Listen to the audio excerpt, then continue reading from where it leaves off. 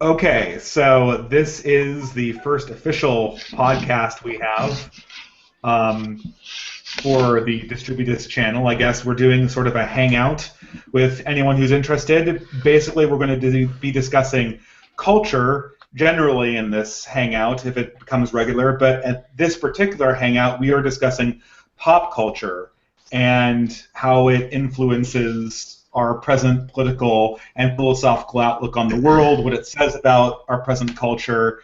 And I imagine there'll be a bunch of fun digressions. Like they say, politics is downstream from culture, so we're just going to see where this takes us.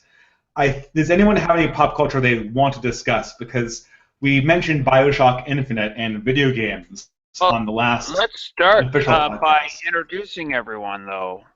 Good point. Yes. Thank you, Ben. So how about we start? I'll just call everyone's name out and they can introduce themselves. So how about I'll start with Ben. Ben McLean. How about you introduce yourself? Oh, right. Well, I am a guy with a YouTube channel. I graduated in 2015 with a bachelor's in computer science and a second bachelor's in philosophy. So I always say I have one degree Okay. for making money and another for not making money. And I have a socially conservative view on politics and philosophy and stuff. And I do lots of creative projects. Check out my channel. Awesome. So you can say as much or as little as you want to, but we have a bunch of people. So let's Yeah. go on to Chroma. I'm just going in order of my list here. Okay. My name's Chroma Key. I make YouTube videos of the shitlord variety. That's pretty much it. Okay, cool. Fritz. Hi, my channel's Fritz Imperial. I'm kind of just started making YouTube videos discussing generally political ideas. I'm trying to do some just response videos to more popular people first because generally that's what gets people to watch it. But eventually I want to move into just kind of discussing history and ideas. And I graduated this year with a degree in history and English. Okay. Sounds awesome. Louis? Say whatever. Okay. Hello, my name is Louis the 14th, and on my regular YouTube account, which is also known as Louis the 14th, also add a subtitle that says AKA 1685 Violin, and that's the channel I use the most often. I just graduated from high school just this year, even though I'm actually only 20 years old, so that might seem awkward to all of you since most of you are, well, much older than myself. And, well, unlike many YouTubers that make videos about politics, I don't make videos at all, nor I am an atheist. I'm actually, while I'm still not that religious, I was raised Catholic, but I'm not that religious. But I wouldn't call myself an atheist since I didn't stop believing in God. Sure, sure. I have to ask though, do you play the violin? Yes, although I'm still a beginner despite years of lessons. Okay, Because that's fine. Everyone is always a bit beginner at the violin, but that's close to my heart. Anyway, I think Matt's next. Matt? Hi, can you hear me? Yes, we can. All right, been fighting with the mute for some reason. Yeah, that's weird. Yeah, I'm Matt. I'm the token lefty, deist, atheist, somewhere in between there. I haven't started YouTube stuff yet. I've been focusing on school. I got a master's in math. I'm going back for a master's in economics. Hopefully get me a real job. And I'm basically just hanging out, intrigued by the conversation you guys have, so I just like to listen. Sounds great. Perfect. Oh, we've got another person here. Is that Intelligentsia? Okay, well, whatever. We'll come to him. Todd, introductions? I'm Abdul al-Hazrad, the mad prophet of Yemen who wrote the Necronomicon. It doesn't sound Arabic, I'm afraid. I know it's a bad example, but I tried. Darn it. Yeah, I run the Praise of Folly podcast and the Praise of Folly blog at WordPress, praiseoffolly.wordpress.com. I do like that podcast a lot. Todd definitely has a handle on theology that I wish I had. No, But thanks. anyway, great. Well, actually, I should say that I'm a big fan of all of you guys who are on YouTube, which I think is Ben and Fritz. So you guys do a great job. Check them out. Thanks. And we have, is that Belisarius Burke? Okay, well, welcome to the podcast. You're just in time for us to start. Thank you. Now, when does this turn into Willy Wonka's Chocolate Factory and each one of us goes one by one? I have Don't worry, Yes, the Middle a Ages. tune and we'll sing Oompa Loompa. Yeah. I'm Well, Charlie Bucket in this instance. Oh yeah. Well, So I'll was tell you everyone what, out I there wouldn't seven sell deadly out. sin? I wouldn't sell out for less than fizzy lifting drinks. I'll tell you that.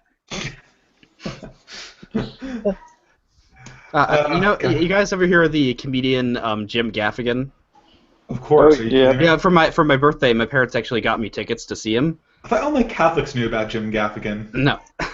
But anyways, he made a great joke where he's like, I watched the movie Willy Wonka and the Chocolate Factory, and when I saw like the grandparents all lying in the bed, I'm like, they got something right here. I like these guys, the ones that never get out of bed. In fact, when their only hope of getting any money and getting out of poverty, like finally has the answer, only one of them has the strength to get out. The Bucket family ran a quite lucrative Social Security fraud business on the side. The secret part that I don't tell you about Charlie and the Chocolate Factory.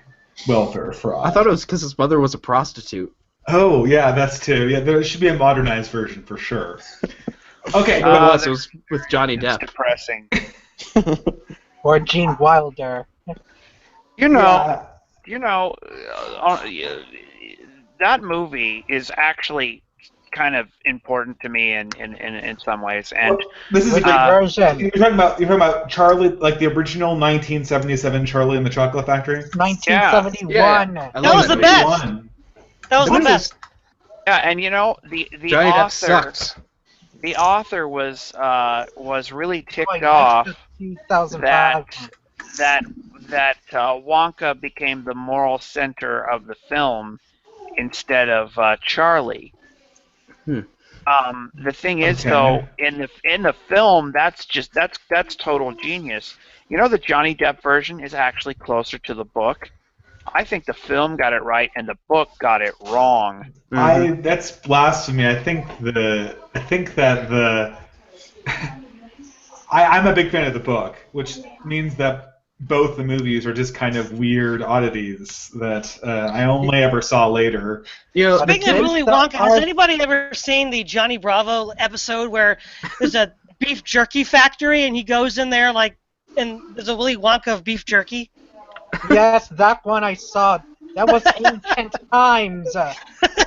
Back in the I mean, mid-90s. those were- I have to go back and watch those shows. I mean, Those- I just started watching. Oh, go ahead. Okay. I was well, just going to say the best popular TV show ever was Samurai Jack. Really? Okay. Well, Well, actually, this ancient is a good times. segue, right? We can talk now about what TV shows, what cultural artifacts going on right now or recently you think have been particularly relevant or interesting, and what your thoughts on them are. Oop, we lost somebody. And someone left. Don't worry about it. Stupidity. I was gonna say the Willy Wonka film actually takes a really strong line on common sense and traditional ethics. Mhm. What do you get if your kid is a brat? Death. What I Getting mean is, kicked out of the what movie factory. nowadays would even say that? Pretty much every Roald Dahl was strongly moralistic when you think about it. Does anyone know that guy's background? Because he was a weird guy. Didn't Every Roald one Dahl, of- didn't Roald Dahl originally hated the 1971 version? Yeah, Oh, I'm sure most authors hate the movie based on their books. That's not unusual. Have you ever seen the movie Saving Mr. Banks, the one about the making of Mary Poppins? Yeah, that was great. A great movie. It would never have been able to be made when Walt was still alive, though. But I mean, it definitely does show, the kind of tension it must feel to be an author seeing your work adapted. If it's something that's so close to you. Yeah, I mean, probably George R. R. Martin is probably the opposite of that. He's probably loving all of this. Yeah. I mean, he's co-executive. He was like co-executive producer on the show. So I think he has some sort of influence on it. You get the sense that George R. R. Martin really wanted to produce a massively funded TV series, and the book was more or less what he had to work with in absence of that, right? Whereas most authors have a love for the word that really can't be carried over to the big screen at all. Mm-hmm. So I can't imagine Tolkien would have liked The Lord of the Rings. Well, I think that Lord of the Rings fans really couldn't reasonably ask for a movie from modern Hollywood that is much better than the Peter Jackson films were. I mean, they cut Tom Bombadil, Boo. So what, I mean, he is even.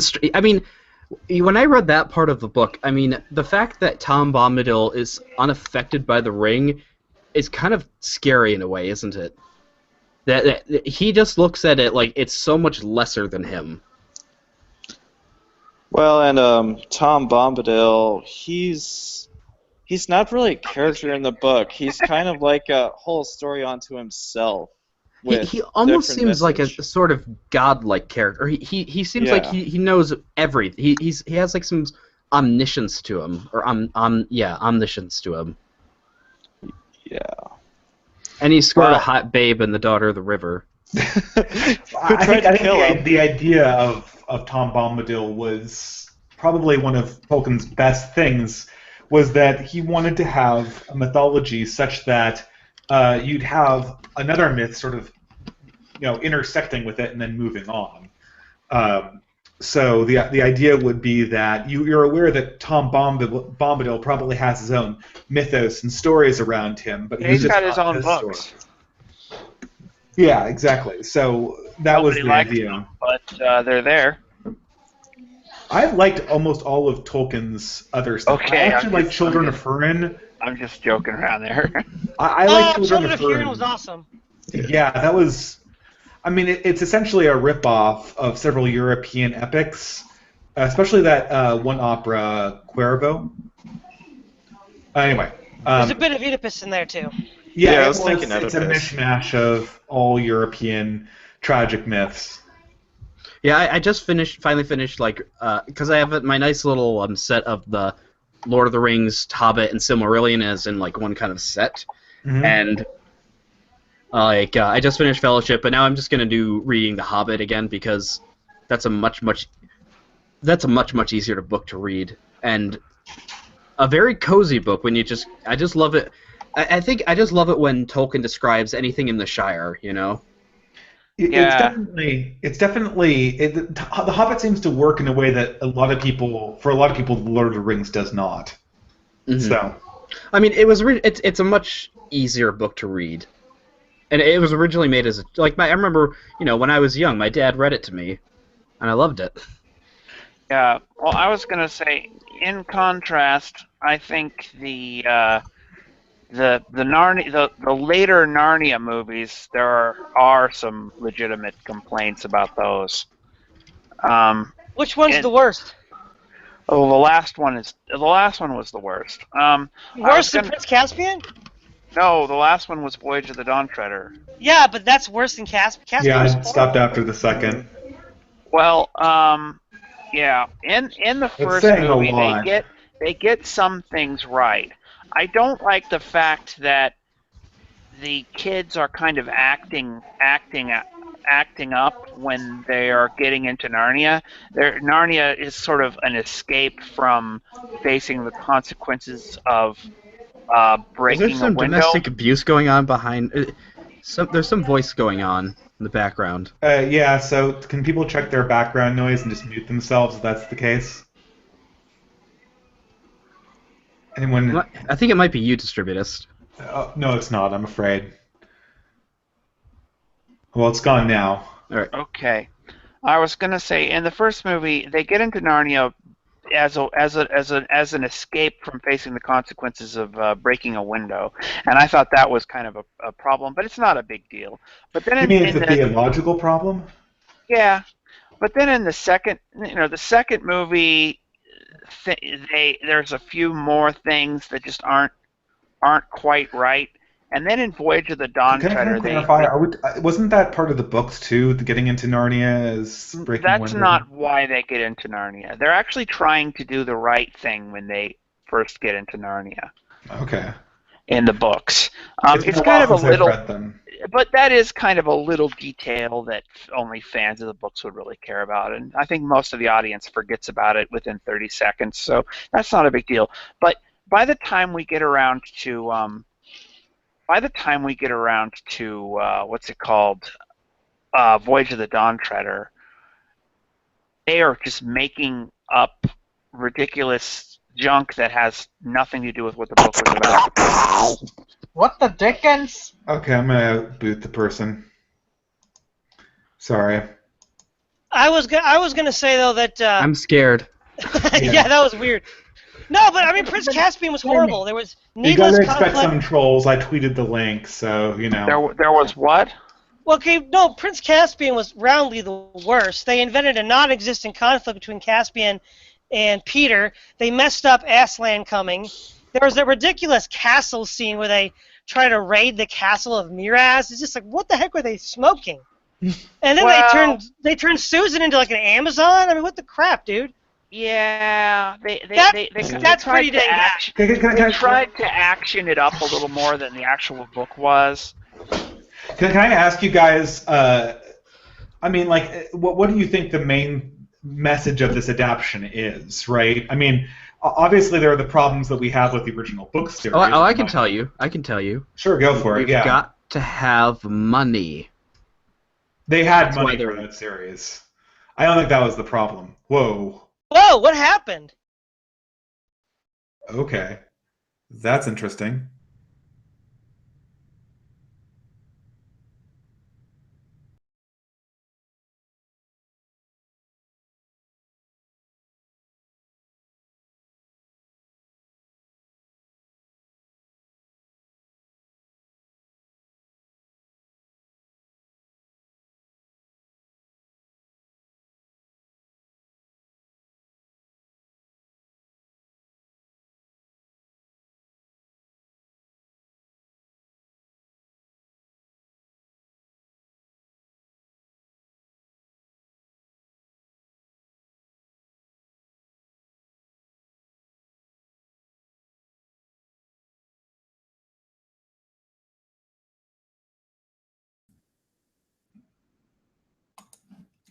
I apologize for that. I'm adding people back in.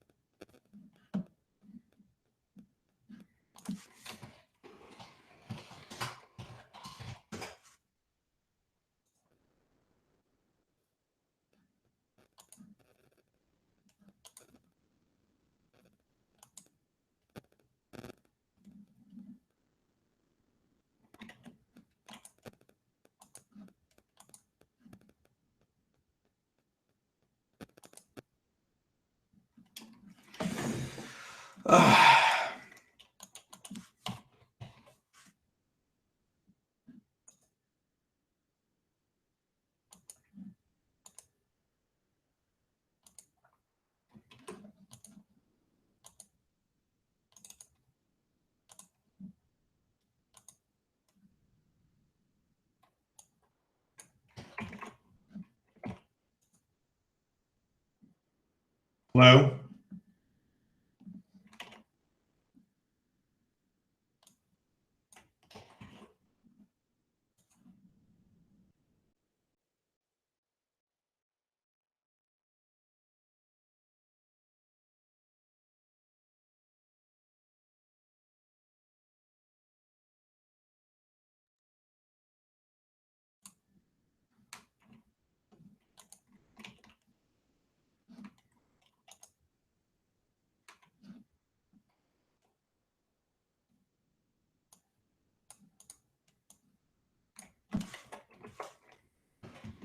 Hello? Hello, you're back? I'm back. What about all the rest of the people? I think I got freaking hacked or something. There was weird things going on. I have no idea what is going on, man. We'll see if you can add Todd Lewis. I'm going right through and doing it. Or I'm back. Yay! I don't know what was going on here. It's the Gremlins. The Gremlins undid it. Okay. Some We weird. We need to remember to talk about Suicide Squad. If What the hell is Suicide Squad? it's a movie. For what Okay, purpose? people slowly coming back. We're talking about popular culture stuff. You see, on the Kraut streams, Kraut seems to like say, "I'm gonna gas these people," as in I'm getting them out. What just happened was Hiroshima just hit. What do you mean? What? You know Kraut and Tea, right? Kraut? Yeah, the channel. Yeah, No. you know. No, I'm sorry, I Kraut don't. and Tea? Nope, don't know them. Wow.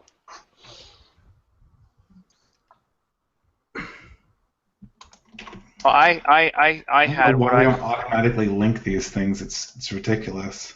I had what I thought was an interesting cultural observation to make about Suicide Squad and sort of the effects of modernity on art and stuff. Well, I I haven't hope seen the the movie viewers at will all. forgive this. I will never forgive you, Data. Ever. You're a horrible person. I know. I have You no kicked idea. out Todd Lewis. No one does that to Todd Lewis. Oh God, yeah, Tertullian. Who's this guy? I don't like him. I don't know. Stranger. Well, while we're waiting for Distributus to get that, I'm sort of sending out all the fixed. invites. Todd Lewis should be invited back. okay. While we're Hello? waiting for that to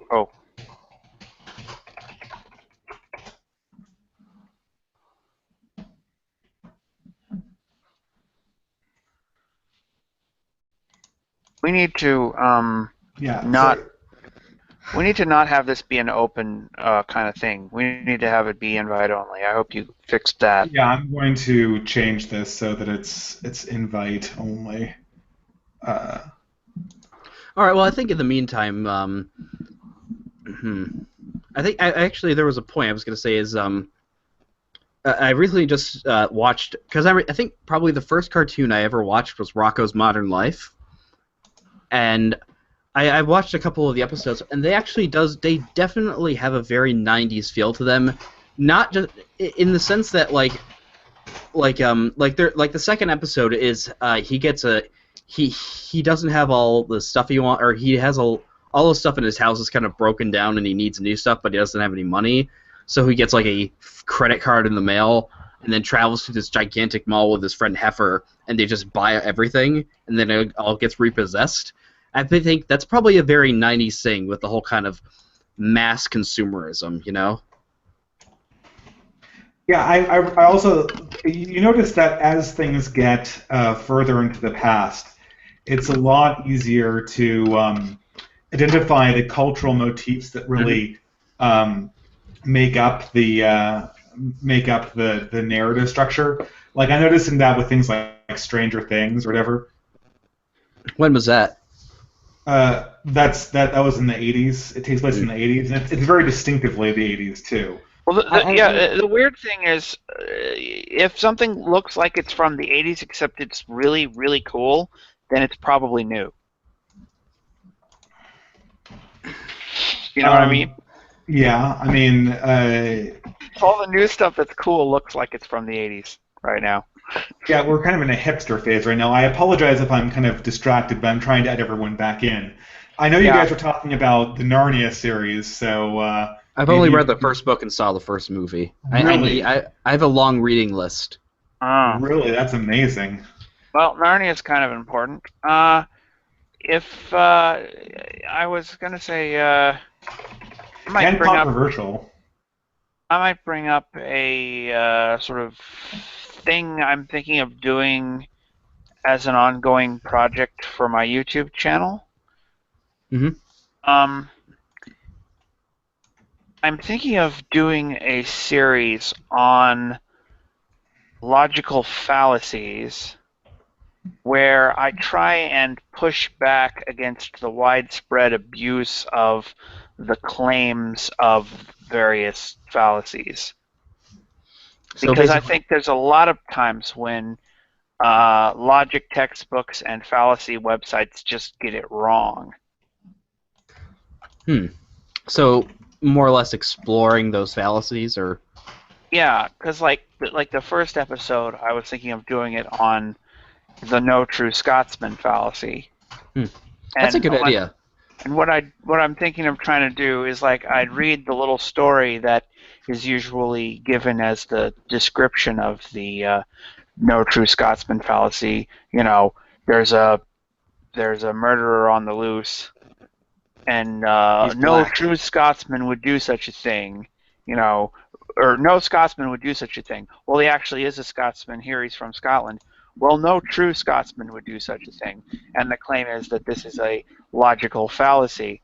Well, I'm going to argue, no, actually it's not. The person is making the claim that there is a sort of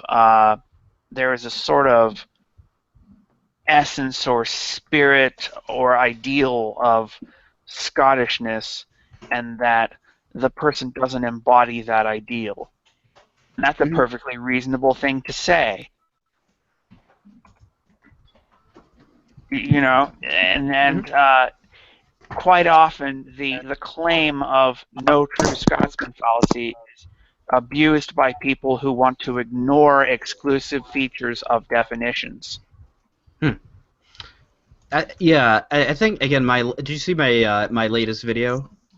No, what It's on Lacey Green, and I haven't seen that one yet. I'm going. It's titled Lacey Green Projects into Space, and it's her video on abortion, and basically everything about her talking about the pro-life movement. It's not just projection, it's lying. It's straight out lying. Like, it's a perfect example of somebody taking it to the upteenth degree. I just, for someone like Lacey Green, and before anyone, if anyone's in the chat can't get in, they've been booted because we had that nuclear explosion, text me on the chat and I'll try to get you back in again. Please come back, Todd. Well, he's dealing with his own problems. I'll try to get him back in soon. Okay. The problem with Lacey Green, I don't know how much I'm supposed to take seriously. It doesn't seem very sincere to me, you know? Well, I think I think she is somewhat. I don't think she's completely lying. I mean, I know she's an idiot. She doesn't understand. I know she doesn't know what she's talking about, but I'm not so sure she's just. For a lot of these people, I don't really think that they're just in it for the money. I think a lot of them are in it because they actually believe it. Oh, there are true believers out there for sure. I mean, I would love it if they were just kind of lying, because then you could just pay them to leave, and problem solved. But I mean, like, there was the whole thing when you know how there was that great stream of John McIntosh's video with Sargon and everybody, and like Sargon's next video then was like, because it showed the behind the scenes of making that, and it just seems like John McIntosh actually doesn't believe any of this. He's just making fun of all the ideas like the patriarchy. Yeah, it's really bizarre. Hey, is Todd Lewis back in? Yeah, I'm back. Okay, sorry about that. I have no idea what happened. Well, I had to restart my computer because for some reason it said I wasn't allowed to join. Yeah, what happened apparently is that all the IP addresses just got banned instantly. Uh, I have no idea, but we're back. It So was that snarling dog. He did something. yeah, I booted him, but then everyone else got booted. Yeah. Well, this is the perils of having an open live stream. But sorry, I didn't mean to interrupt the discussion. Please continue. Lacey Green, Well, I I think was was going to last. say, well, I No, was going to say, no, yeah, go ahead. exploring several different, I'm looking at exploring a bunch of different claims of logical fallacies and how they're abused to dismiss legitimate arguments. And one of the biggest ones for conservatives is the slippery slippery slope fallacy, and I'm going to argue that that is just flat out not a fallacy. Sure. Slippery slope arguments are over and over again exonerated by history. Well, it's a statistical argument. So, hello. It is statistical. I mean, the slippery slope. I mean, you're making a prediction, right? You're saying that this correlated trend will continue unabated. Well, I mean, yeah. I mean, look at it. Like the day after gay marriage was legalized, they were already talking about polygamy. They were already just doing that. Mm-hmm. So it's not a fallacy. It really isn't. Well, I mean, it can be wrong, but it is not in itself. Yeah, What the claim the claim usually is that what's it called? Slippery slope is a fallacy because it's alleging a cause and effect relationship without a mechanism to make that relationship happen. But the thing is, most arguments of that form have a perfectly good mechanism. It's just kept implicit, and the mechanism is human stupidity. Yeah, I mean, this is the problem I have with logical fallacies is just this. There's sort of these rules of thumb that they don't always apply altogether in the abstract. So there can be a lot of things that sort of look like logical fallacies, and they're not, and vice versa. Yeah. And that's what I'm thinking of doing a series of short, like 10, 15-minute videos on. Would you say the problem is really people don't know how to distinguish between fallacies and just wrong premises? That's a big part of it. Yeah. People can't distinguish between the a fallacy and an argument they just happen to disagree with, or a premises they just happen to disagree with. It's But so about Lacey subtle Green, that though. this is the problem I have with a lot of philosophical arguments, a lot of things about fallacies, and this is why I like focusing on culture. The distinctions in the logic are so fine that I really have a doubt that more than a very small percentage of the human population has even the ability to really grasp the difference between something that looks like a logical fallacy and something that actually is a logical fallacy. Well, I think that a very small part of the human population is going to even argue about politics at all. Okay, I'm talking about a very small percentage of that very small percentage has this ability, which is why I always kind of draw these things into a little bit of question, I suppose. But that's just my approach. Well, I think if you can't work that out, then you shouldn't be trying to claim that other people are committing fallacies. If you can't make that kind of distinction, and people are claiming that all over the place, and without really understanding what makes fallacies fallacious, and so I think just sort of this kind of stuff it goes largely unchallenged. And that's why I think it might be worth covering. Also, I just think that might just get people who have an interest in philosophy without necessarily agreeing with a lot of my stances interested in my channel. You know what I'm saying? It would be a good educational thing for sure. Yeah, yeah. Yeah, I think that there's definitely a distinction between educational content and, say, like, just making fun of crazy people. Yeah. Which probably is a lot more popular, though, right? I mean... Again, though, I think the... What? Oh, sorry. Go ahead, you have the floor. I don't want it. Okay. I'll just concur with Benjamin. The slippery slope fallacy is bollocks because every time it's invoked by conservatives, it turns out to be true.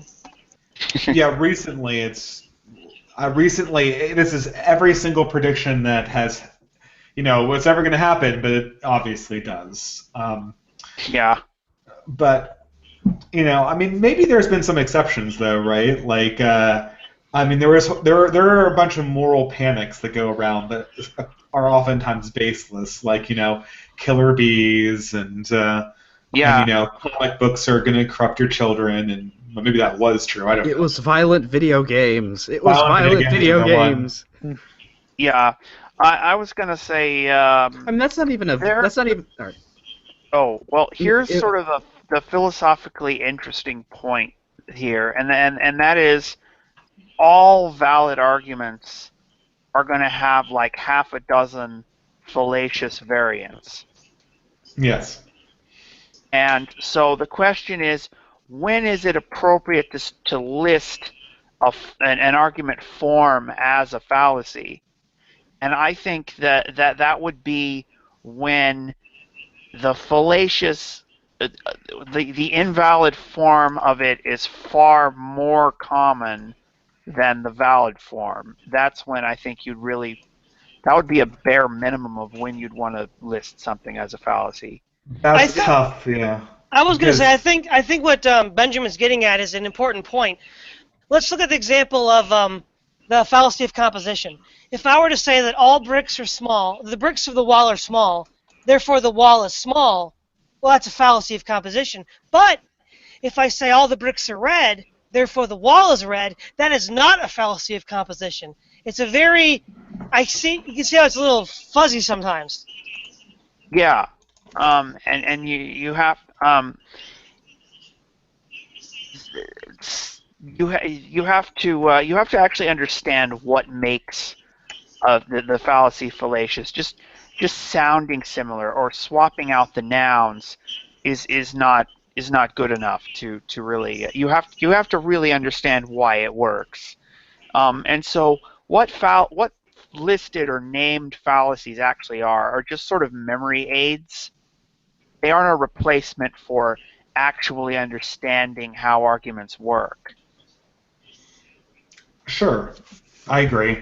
But I'm wondering how many of, say, for instance, traditionalist setbacks in the last 20 or 30 or 40 years have actually been due to argument and fallacy. I think a lot of the arguments were won in many cases, but that doesn't really change the culture at the base level. Not to end this conversation. Well, yes, but isn't this supposed to be kind of more focused on culture? It is, yes, I know. We got sidetracked by the fallacy thing, but that's a good. It is very easy to get distracted by a massive fallacy. I think that culture does move opinions more than argument does, which is why I always think that I mean, probably The Hobbit and C.S. Lewis and Lord of the Rings, they help traditionalist perspectives a lot more than any number of arguments do. Sure. And a hell of a lot more than God's Not Dead. Good Lord. Well, sure, whatever. I was just talking about the educational stuff I'm making. Yeah, sure. Yeah. I'm not about to win the culture war on YouTube. No. I'm segueing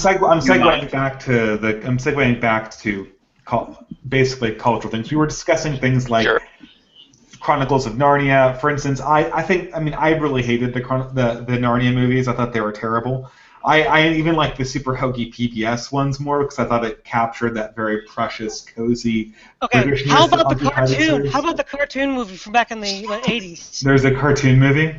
Oh, you never saw that one? That was great. Come on, guys. I have it on my hard drive, and I keep meaning to. I remember seeing the 70s. I keep meaning to click on it, but there's just too much cringe, and I just can't actually Well, double click on it. I can speak for the PBS version, and that had a very sort of quaint, hokey but altogether very sincere approach to it, which I felt was sort of absent from the movies.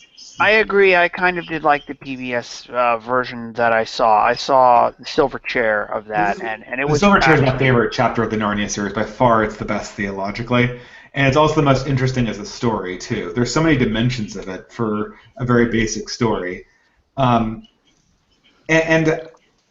But the thing is, I think what I liked so much about it, I rewatched it recently. It's the sincerity of it, right? It's the fact that everything in this culture is so cynical. It's amazing to have something this kind of ask you to take it at face value, so literally, you know. I feel the exact same way about like the Miyazaki movies. Like yes. Like yes. I just watched the I just Oh, watched. I love those. Love them. I just rewatched My Neighbor Totoro, and I'm like, this is like, I love this movie. Like, I don't know why I like it, but it's just, I mean, it's like, because, you know, so much of everything is so cynical. Like, that's why you even have channels like the Nostalgia Critic and all these like review critique channels to criticize all of this. But it's nice when you can just have something, you know, nice and fun. That's just, it's like, I want to watch like an Adam Sandler movie, and then watch like Spirited Away, just to get the massive, you know, kind of difference between the two. Because like Adam Sandler is a horrible. Those I can't watch those. Like I last Adam Sandler movie I watched, I think, was Happy Gilmore. Did it get better? No, they get worse. Happy Gilmore was amazing. Speaking of Happy Gilmore wasn't that bad. You know, it's about not as bad as Master the recent crap. I think I've seen all of them. I think my two favorites are either it's either Castle in the Sky or Spirited Away. What? No Mononoke? I hate you. Just kidding. I like I Castle think in the Mononoke- Sky. I haven't seen I- the other ones yet, actually. Princess Mononoke was the first anime I ever saw, and I absolutely loved it. But when I returned to that movie, it had some serious pacing issues. What? I said because it's she's her waifu, isn't it? Who? Mononoke. Oh, that character would not be. No. The best female protagonist in that one is Lady Eboshi, who unabashedly is a symbol of Christianity in that movie. I can't say that any of the anime that I've ever seen that I like has good pacing. Well, I like that's- Trigun. That's racist. How about Nausicaa, Valley of the Wind? That's pretty good. No, yeah. Yeah. I mean, don't there's know obviously a difference well. between a show and a movie, though. You know? Spirited Away had excellent pacing. Yes, it did. Okay. Yep. I should actually. I need to try. I need to go watch Spirited Away when I get a chance. That's by far the best of. I mean, Well, objectively- actually, no. The best is The Wind Rises. It's got to be pretty good to Really? beat Castle in the Sky. Wow, The Wind Rises is epic, man. I Ben, love you're that my one. new best friend. No, I think Castle in the Sky is probably it. That's kind of No, my no, first- no. The Wind Rises. It's The Wind Rises. Come on, you know it. I need to watch that. That's the next one I have to watch. After I finish Up on Poppy Hill, then I'll watch Right that. now, on my hard drive, I have a folder for anime, and it has the following Moe. series in It's it. Lucky Star, K-On! Oh, well, I was going to give my list. It has Castle in the Sky, Dot Hack Sign, Sword Art Online, Log Horizon, and Steins Gate. So what's your take on anime? I take it you're not so much of a fan, then, right? Who, me? Yes. I enjoy anime when I get a chance. I just gave what are my favorite series, and they're not all my favorites for the same reason. I mean, I obviously can't like Sword Art Online for its writing. Do you feel that anything has been particularly meaningful in the anime category? I think the critique I had of it was that anime is sort of super derivative, and because of that, it can kind of contain meaning it doesn't really intend to have. So because it's copying all these profound Christian, medieval, and ancient Japanese sources like Legend of the Five Rings and so on and so forth, and other European sources, it's playing with all of these really powerful tools, and because of that, it seems like it's saying something big. But when you get down to it, the people who actually make the stuff, yeah, exactly. That's a perfect example. Evangelion's a perfect example. The people who are making this stuff, they don't understand the symbols that they're messing with. So Yeah. ultimately, they're really unable to wield them in a way that has any kind of edifying conclusion. Well, speaking of anime, some of the best are from Atomo, Steam Boy, Memories, and Robot Carnival. Come on, guys. Yeah, I think Atomo had a. Robot He knew Carnival? what he was doing. That sounds like an awesome title, and I've never heard of it. So I need to look that up. Seriously, okay. Who's seen Robot Carnival? Sounds like a band name of a band I'd totally listen to. Okay, nobody. Sorry, never mind. I've heard of it. I think I can. Data. Or what do you want me to call you? Oh, you can call me Distributist or Data. I don't really care. All right, I'll call you after the guy from. I'll call you after the guy from Reading Rainbow. Okay. No, Jordy? The Forge? Yes, the Forge. But anyways, you have the visor, man, not me. Go ahead. You can call me Data or Distributist or whatever. Yeah, I think I actually just started watching Haibane Renmei, and I'm like, there are definitely a lot of Catholic influence in this. Yeah, no, Lane too. Cyril, the same director. Mm-hmm. I mean, Serial Experiments Lane is essentially a takeoff on Gnosticism, Christian Gnosticism. I was gonna say there's a page on TV tropes, TV, which is Crystal Dragon Jesus. Yes. The name of the trope, and it's basically what you're saying there, that Japanese stuff a lot of times will cite or use European and Christian symbolism while having absolutely no idea what the heck any of it means.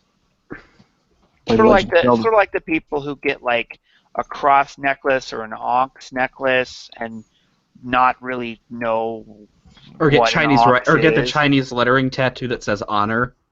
Yeah, and they have no idea what it even says. That's the funniest and also most annoying thing is when you have like college girls go, white college girls going, "Oh, I love Buddhism, I love it." It's like you'll ask them, "What do you think about to Buddhism?" Well, it's because it's this Eastern mystique to it, and I think that's the same. And it'd be like, I'd love to ask them, like, "So do you like Confucius?" Yeah, all right, then get in the kitchen. Yeah, but did you get my joke though? What was it? Sorry. I'm super attached to Buddhism. No, I think we all got it. Yeah, move beyond your attachment to Buddhism, of course. But I think the thing is, in the same way, in the West, we all, like, there was this documentary on the British Empire, and it was like, during the 19th century, you even had like British nobles, like they admired the culture of India so much. They would like remodel their houses and estates back in England to look like kind of Raja's palace, and the thing is like in the same way, like in the West we have this kind of love affair with kind of Eastern exoticness. Mm-hmm. It's very clear that the Japanese have the same kind of affinity for the West, and happily though it seems that certain ideas and stuff didn't actually come across as either, because anime seems to be notoriously kind of free of SJW and progressive ideas. I mean, clearly, I don't know. I'm pretty sure feminists would find most shonen animes very problematic. Well, they certainly seem to try and push in a lot of what's it called, transgender characters and cross-dressing and stuff in anime. I mean, those things seem to be more played off as a joke, though. Yeah, well, you might misinterpret exactly. Like, certain elements of Japanese culture accepts a certain degree of homosexuality, even when they would frown upon openly politicized homosexuality of the sort. Yeah, it never seems to be any. Whenever they have this, it doesn't really seem to generally be any sort of statement, Yeah. One thing that I thought was pretty nice about Sword Art Online is it actually had, toward the end of the second season that everyone hates so much, it actually had an interesting arc about AIDS. And it had a girl who was not involved in homosexuality at all, who was infected. and as a character, and it really made the point that AIDS affects. Was it literally called AIDS? HIV, whatever. Really, they actually called it that in the show. Yeah. Why? What's so funny? I'm sorry. It just seems so weird for an anime to do that. Todd, did you have a point? Just to call you back in from the chat. Yeah. If we're talking about Japanese culture and how awesome it is, we can't not bring up Akira Kurosawa. Oh, I just started watching Seven Samurai. That's one of the best movies ever made, right there. Have you seen any of the other Akira Kurosawa? No. Oh, I've seen probably like half of his movies, maybe more. Todd, is Kurosawa the one who directed the one where a crime happened on the road with like a spirit, a wife? Yeah, that's Rashomon is what you're talking about. Yeah, no. Yeah, I Rashomon. saw that one too. Yeah. That's really good. You know, this is something I've always wanted to ask anybody who's like a Catholic and is into Japanese stuff. Yeah. Has anyone Oda actually Nobunaga seen, should have been Shogun. That's all I'm going to say. Has anyone actually seen Oda Nobunaga should have been Dark, Shogun. What? Has anyone actually seen the Jeanne d'Arc video game for the PSP? No. Oh well, there's a JRPG about Joan of Arc, and I thought that somebody who's a Catholic, I wanted to see if anybody had an opinion on that, but apparently not. This is the question to me for being a Catholic and interested in Japan. Yeah, because it's a JRPG about Joan of Arc. I mean, actually, I'll have to check that out. I don't play video games, but I might. It's like a stylized JRPG about Joan of Arc. Ah. Did we get another troll? I'm guessing this is a troll. Maybe I might have to boot him. Well, anybody with a Guy Fawkes mask has to be a troll. That's what I thought. Fucking anonymous. But one of the things that's interesting about Kurosawa is he was deeply inspired by Western movies like John Ford, like The Searchers. And then he created the Seven Samurai, which became Americanized in the Magnificent Seven. And also pretty much. Can you block him, please? Yeah, I blocked him. The other thing was. sounds like something out of my room. Sounds like something from H.P. Lovecraft's Monsters. Yeah. But I was going to say that. I want some Cthulhu. Next time we're closing this thing down. Yeah. What I was going to say was that with every cop show is pretty much based off Stray Dog, with the young cop and the old cop teaching on the ropes. Yeah, this is the Japanese connection. Yeah, because so many American tropes come from Japan. Like the cop tropes a lot of them come from Stray Dog, and then a lot of the lone. Well, the Magnificent Seven is the Seven Samurai, pretty much. Lone Wolf and Cub, that's definitely. Japan creates a lot of tropes, but it's hard to tell because Japan takes so much stuff from the West. It's really hard to know where these tropes begin in any kind of meaningful way. Distributist, I want to understand, how is it possible for that guy to have joined? I kicked him out a few times and he created a new account. And you're letting people. Well, the thing is, why would you let in a new account? I didn't let in a new account. I don't want him to come back. I'm really scared. Okay. Well, I was he sounds like Yog Sothoth. Don't let anybody in who you don't know at this point. Conversation, okay? Okay. Do you want me to continue? Yeah, I mean. Sure. I was just saying, don't let anybody in who you don't know at this point. No, I understand. Yeah, the link was tweeted. That's all. So continue, please. Okay, don't ever do that again. All right. Tell him that this is our safe space. That's how I started out saying, I'm not going to do this again. Okay, that's cool. So, has anybody ever heard of Superbook? 9. Nope. I think most animes that aren't mainstream people will not have heard of. I mean, the thing is, I was gonna say this. I think my favorite anime. Well, my favorite anime was a Bible anime for children made in the 80s by the same people, the what were the people who ran the 700 Club? What were they called? Central Broadcasting? Yeah, those people. They had a Bible anime. Oh yeah, I remember Superbook. I I used used to to watch that that when I was a all kid. the time. That and yeah. VeggieTales. VeggieTales. Yeah, well, I was going to say, Superbook actually introduced a lot of kids to, Bible stories, and apparently I know it was real big in the U.S. I don't know whether it worked in Japan or not. So I never heard of this, so that probably tells you something about the cultural reach of this particular anime. Yeah, neither have I. Wait a minute, have you guys ever seen Hanna-Barbera's The Greatest Adventure Stories from the Bible? No. Nope. Joshua and the Bringing Down the Walls of Jericho was an awesome How about Goliath? episode. Wait, come on, yeah. guys. This stuff was great, man. Like, back when I was a kid, I loved it. It was like the only violent thing my mom would let me watch as a kid for a while. Reminds me of that Simpsons, that part from one of the Simpsons where Bart Milhouse, they're like cutting out words from the Bible, and it's like, see, we can use these swear words because they're all in the Bible. But anyways, I was gonna say, speaking of Christianity with anime, is that my favorite anime is. Has anybody ever heard of Eden of the East? You mentioned it a few times. I've heard of it. It's like it has a lot of kind of Christian themes in it.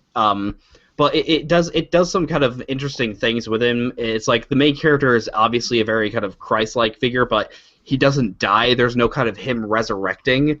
It's almost more of like him with like disciples kind of building up kind of the message. And it's like it kind of involves like kind of terrorism, the idea of like the NEETs, and just kind of like saving Japan and stuff like that. And you should check it out. It's short and it's I think my favorite anime.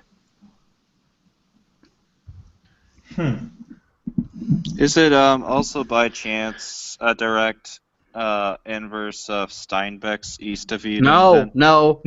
I'm sorry. No. Everybody I tell it to, or I have a friend that every Okay. time I talk about it, he uses that. Okay. Steinbeck can. Well, it can be like a attack on Steinbeck or something like that. Well, I want to see that anime. Question about this. What do people? I mean, we are all fans of anime here. I'm sort of interested what sort of attracts people to anime and what sort of makes an effective art form, because I had a period where I really liked anime, and then I sort of had this conclusion that almost all anime effectively recycled an enormous amount of their storylines, and there was really very little that that seemed like it was original. I think one of the things about anime that people like is the heroic aspect. The American anime Samurai Jack was one of the most popular cartoons in the early 2000s. I mean, think about Avatar: The Last Airbender, how popular that was, and how great that was. Mm-hmm. All right, Todd, do you hate Korra? I hate Avatar. What? No. See, Samurai Jack, man, all the way. Samurai Jack. So wait, did you not like Avatar: The Last Airbender then? No, I didn't. That's sad. I can't understand. Well, The reason why is there's too many SJW tropes in it. Yeah, maybe. Well, I mean, it's nothing like The Legend of Korra. The Legend of Korra that's was. Pretty bad. Yeah, that's pretty bad. Hey, we're gonna have a lesbian Back to character certain- shoved into the last back to- 15 seconds. Pardon me. It helps people don't talk over. Do you think that this is I'm sorry. We've mentioned a few times that SJWs and progressive themes are coming up in modern animation. Is that like do we see that a lot? I haven't watched like anime or American animation in a really long time. I don't really. I mean, in a lot of American cartoons, yes, like them trying to put in gay characters. Like Steven Universe, I've heard is sort of like that. I mean, I've watched some of it. It's pretty good for a kid's show, but like, yeah, I'm not gonna watch the rest of it because I just know about that's gonna happen. But it's just like it seems like unlike an anime where they somehow figured out a way to have when they have them, it doesn't seem like it's it's political or it's any statement. When it's in an American and even not even just a cartoon, but it's in any American media, it's always like the central focal point of it. there's no way it can be included without it being a statement. Like last year, I took a course on it was like a secondary level creative writing, and like one of the girls in the class was a Tumblrite, of course, and like in her character, like one of the characters in her, because we had to write 2 short stories for the class, and she wrote one with like a gay character, and like we were kind of talking about that in the class, and the professor even kind of pointed out that like, yeah, like you can never really have a story with that without it being somewhat of a statement. Yeah, I think that's what people dislike about these things, is that they tend to be really tired political statements. And just so forced. Yeah, I'm trying to think of something that really embodied that recently. Steven Universe. Well, Legend of Korra is like the best example of that, where it was pushed in right at the very end, and like they didn't even, and then they like the creators had to like put stuff on their Tumblr blog to say, yes, this is what we meant. Because like it was already because like it was kind of clear also that they did it because they wanted to see what the reaction would be, and like so they kind of made it slightly look like it could be platonic, and so like if everyone got really mad, then they could say, hey, no, we didn't, this isn't it. But since they saw nobody really got angry, I can think of, I'll just come out with not this is a comic book, but this is important because there was recent political controversy over it. Does anyone know Fun Home? It was turned into a musical. It's basically an autobiography of everyone's favorite feminist, Alison Bechdel. Who? It's the Bechdel test. Yeah. I have heard of that. Did her biography fail the Bechdel test? No, because it's all about being lesbian all the time. Okay, I just thought that would have been hilarious. That must be very that must be very It's tiring. Yeah, I have to say the thing is that I mean, it was turned into a musical actually, which gained some popularity. But what struck me as the problem with the graphic novel, and there are some good parts to it, the problem is that the most edifying development in the entire graphic novel is the discovery of one's sexuality.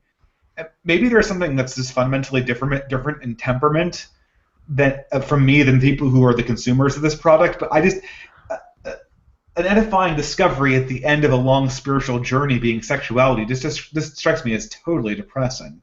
Well, that's pretty much every sci-fi novel since the 1950s. Well, that's a bold statement, hey, wait Todd. a That's a minute. bold statement.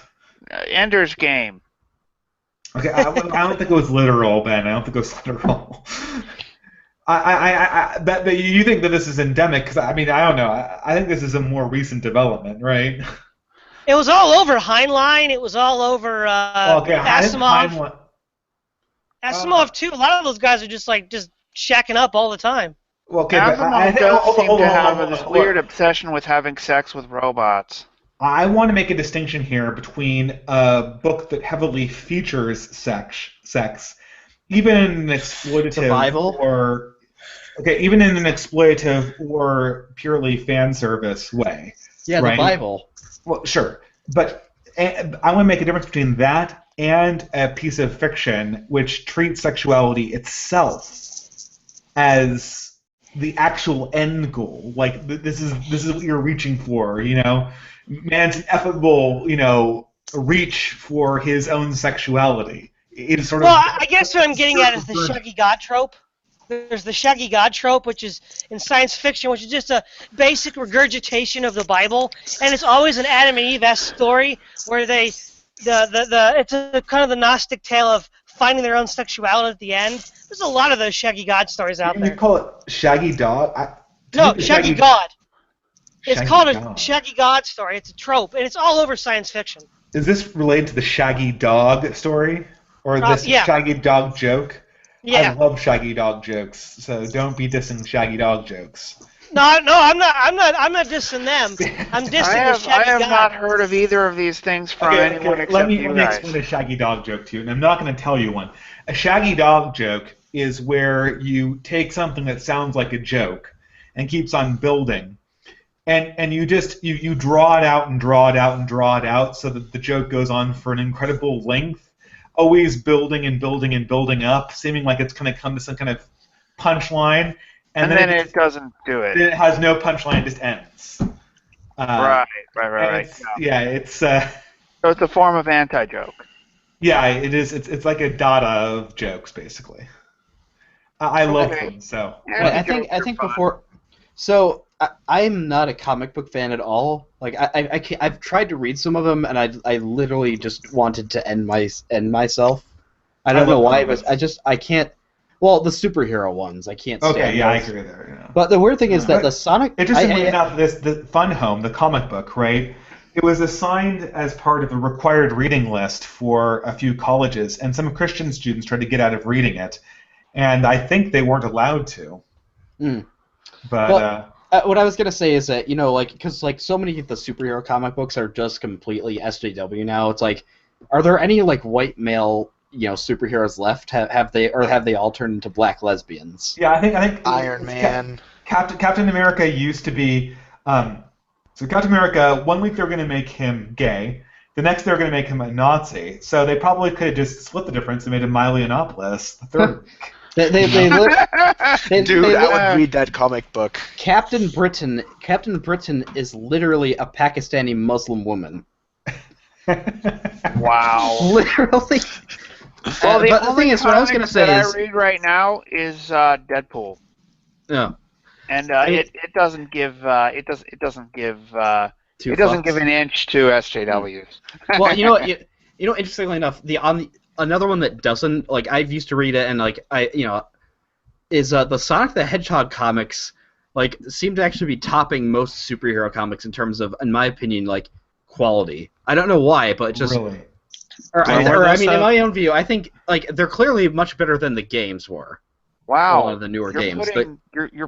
Yeah, I was going to say, putting Sonic and quality in the same sentence, talking about anything past the year 2000, is, the comics are actually pretty good. They have, there's a nice kind of, there's a linear storyline, and that, unlike, I think my biggest problem with a lot of, the superhero comics is that how long has Batman been around? 70 years? Well, they keep on doing resets in the continuity. Yeah, I know that, but it's always the same thing. He's always trying to stop the Joker. The Joker gets away, but it's in Sonic, it's just there is an actual chain. It's not just one single. But superheroes are mythology, though. They're supposed to be cyclical and retold over and over again. It's like Rashomon from Akira Kurosawa. The idea is to do minor variations, as if you're hearing the story from different people, right? Well, not only that, for the Greeks, there wasn't even one Zeus. There wasn't a canon where there was one timeline where Zeus did all these things. There was different, even contradictory stories of Zeus, and they would just call them, well, that's that Zeus, and that's the other Zeus. In which version is Zeus a black woman? Well, that's the social justice version. The problem is they made Maxie Zeus in the Batman books a black woman. That actually might make sense. I mean, hey, the Greeks were black, remember? We was kings and shit, right? We was kings. It's we was kings. They can't say the I. It's we was kings. Yeah, well, the thing is, race swaps haven't always been terrible. There have been a few that have worked.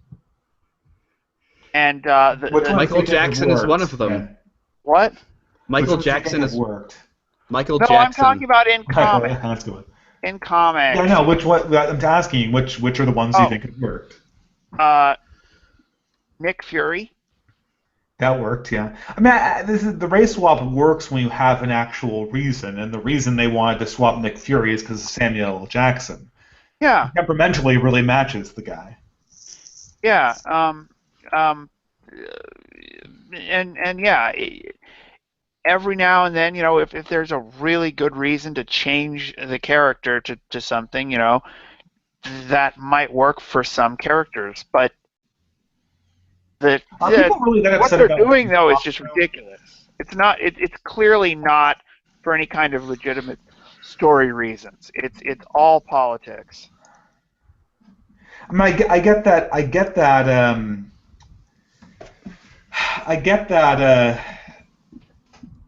I get that.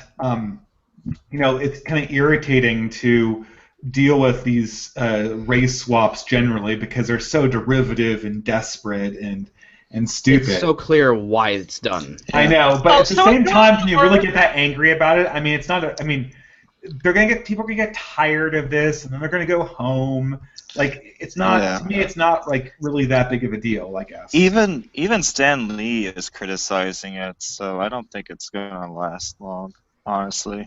Have you guys ever heard of the Serenity comics? Yes. The Christian one? No, I thought you were talking about the Firefly. No.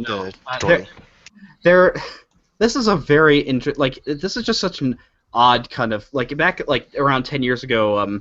There's this guy named Buzz Dixon who he used to write for the G.I. Joe cartoon and all stuff like that, and he was a comic writer, and he decided to write a Christian comic about some teenage, and it's kind of has a manga style, and it's just kind of a slice of life girl coming to Christianity and solving her own problems and stuff, and for some reason on 4chan they love to have yearly storytellings of that every Christmas and Easter, and it's just it's such this bizarre kind of mix of extremely kind of cringeworthy kind of Christian storytelling, God's not dead level, and then very kind of insightful kind of emotional depth to it. The only problem is that the guy who does it, he's a total SJW kind of LGBT affirming Christian now. Okay. Here's an interesting idea. Let's say I'm going to play God's Not Dead advocate. Can you explain why God's Not Dead is so bad? I mean, why is it not just mediocre? Why is it actually bad? I mean, because it's explicitly trying to advance. This is a fundamental mistake regarding.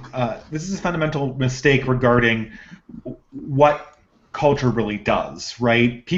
Culture does not advance arguments. Culture advances narrative, right? And the mistake between narrative and argument was one of the fundamental problems that people with a more traditional attitude have in understanding why they lose the culture war. You can't advance a argument as a narrative. It has to be advanced as a narrative. A story about how a certain character got to a certain place, the problems he has, and what can make them better. Not a set of logical statements that result in some kind of conclusion. And if you tell a story that's a bunch of logical statements that comes to a conclusion, it's going to be a really shitty story because it's going to lose track of a narrative. I think again, I guess in simpler terms, so it just means you what have you're to have. saying is then that the problem with God's Not Dead is that it tried to tell a story. Its story is only a framing device for presenting its arguments when And it's it's obviously telling so. an actual story. Yes.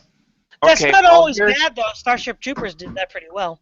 I think again, I think the main. Starship Troopers was a very inferior piece of. I mean, great literature starts with a character, not a premise. God's Not Dead started with a premise. Sure. So what if instead of a crappy story that's just a framing device for the arguments and then an excuse to play some Newsboys music over the credits, it had instead been a Michael Moore style documentary? I don't think documentaries convince anyone either. Michael Moore is not very convincing. The only documentaries that really work are incredibly sincere. In Michael Moore, we already know is ideological, so no one really believes any of his documentaries anymore. I think I was going to say this is that. You say any more, but that implies that they did at one point. All right, Hold on, all right. Fritz. I got cut off there. What were you going to say? I was going to say, I think, I think in the most simple terms, it's that with God's Not Dead, it's so unsubtle that there's no subtlety to it.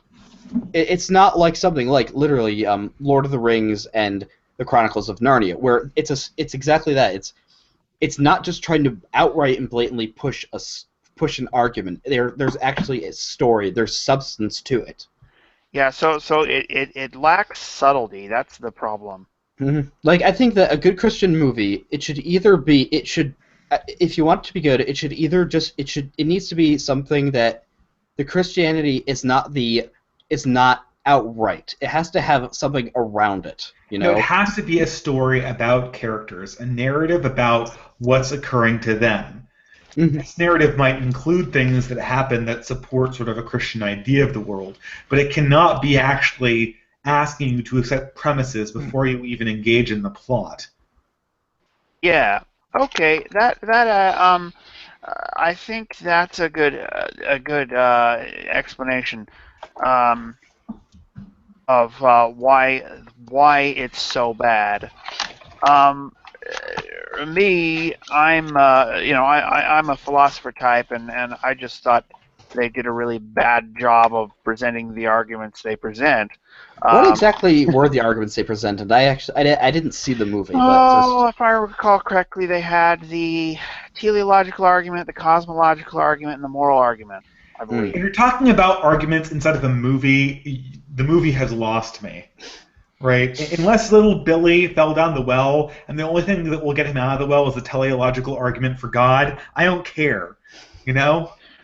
Oh no, the airplane's crashing. Better whip out the first mover argument. I mean, you can't structure a narrative like this. It doesn't work. Okay, wait, Dave. I have to disagree. Did you ever see Roberto Rossellini's Descartes and Pascal? Those are both narrative movies about the philosophers and their philosophy, and they are great. They also on Plato as well. Those three are like epic. Yeah, I think if it's about an actual philosopher, then maybe you have a point, right? Because the philosophy is intimately connected with this man's life, and it's a reflection. Yeah, like the Shadowlands movie was pretty good. Sure, but these are. But in this case, the philosophy is not so artificially introduced. They're literally a function of the narrative, right? Yeah. Well, yeah. And my saying I'd play God's Not Dead Advocate is like playing Devil's Advocate, because I do think this was an hashtag Satan's not dead. Yeah, it was. The Lord of Darkness is surely alive. It was a pretty bad movie if you try and look at it as a popcorn munching movie. You know. And it was still kind of a lousy movie if you try to look at it as an educational film. Let's look at these things. You can compare two movies, right? Let's take a movie like October Baby, right? I haven't seen that one. I've seen October Sky. What? But I haven't seen October Baby. I've seen October Sky. There's plenty of these pro-life movies that just suck. It's a pro-life movie. Yeah, okay, it's really like ham-fisted and preachy and really stupid. A movie that was unintentionally pro-life was Juno, which was a much. I was just thinking about that one. Yeah, exactly. It's a much more effective piece of narrative, right? It has a narrative to it that supports things. Yeah, I haven't seen either of those. I wish I could. So I'm sure most people have seen Juno, right? I mean, that's not. Nope. Okay, no. People haven't seen.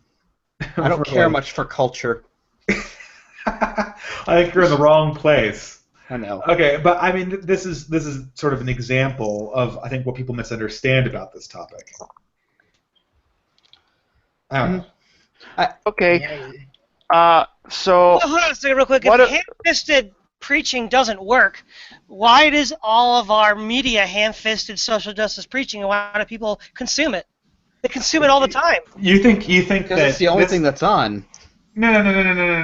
I totally disagree. I hope I'm not talking over anybody, but I probably am.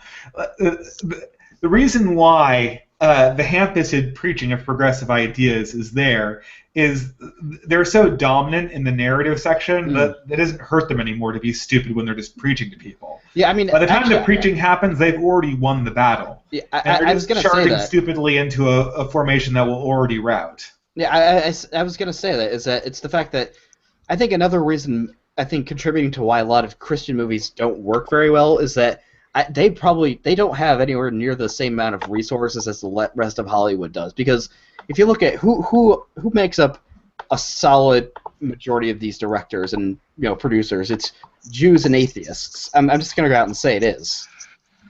But the thing is, yeah, you are right, Data, is that it is clearly the media is clearly dominated by these progressives.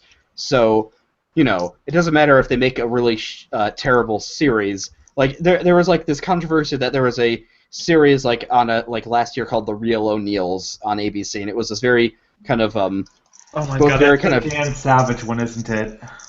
I don't know, but yeah, It and is. it's like It's the Dan Savage one. even It's though the it got one like about Dan such Savage's life. even though it was like got such terrible ratings, apparently it was still clear for another season. Because the thing is, like, they can afford to do this because they have all this control over the media. It's like do you remember that line in Citizen Kane? I didn't see that either. Okay, well, but Citizen Kane, he's a really Okay, rich. you actually have to see Citizen Kane if you want to He's a see rich. this film. Okay, let me. No, great movie. He's a rich boy. He's a rich boy who decides he wants to run a newspaper, right? Like, and then, like he wants to, but he has so much money, and his father comes in and goes, "Son, you cannot keep on running this business. You lost $1 million this year." And Orson Welles turns around and goes, "Yes, I lost $1 million this year. If I keep going at this rate, I'll have to close this place in 60 years." So I mean, if you're so flush culturally, you can afford a few obvious Childs or the Real O'Neills, right? That's just a side product of the fact that you've already essentially dominated the rest of the cultural space. I think though, but speaking of sitcoms, I think I'm actually like in the same way we can see something like Game of Thrones and Bioshock Infinite as a very interesting cultural artifacts of our time, because isn't it interesting that why is it that in 2016 the most like one of the most popular shows or most talked about shows is some medieval fantasy political drama, whereas in in the 80s and 90s, like the things that we all remember is the Cosby Show and Full House and the Jeffersons and bringing up and Mary, and it's I think those are those are just such interesting kind of reflections on like different facets of American culture, ranging from everything from like an upper middle class African American family to like All in the Family with like a very struggling older white Americans, and then going into the 90s with like single white people living in the city with like Seinfeld and Friends. Then 20 years later, we're cutting each other's skin off and like feeding each other to dragons. I know. I was gonna say. I think it's because like those kind of reflected of like an American life that wasn't really all that bad, or there was at least like the kind of culture kind of promoted this. Things were kind of the whole end of history that our kind of liberal democracy capitalism is doing pretty well, but now obviously because of all of these failings that have happened in the past, during the 21st century, people kind of want to get away from that, and they're looking towards, I guess, the complete polar opposite, which is, a complete fantasy. Louis, did you want to say something? Louis, did you want to say something?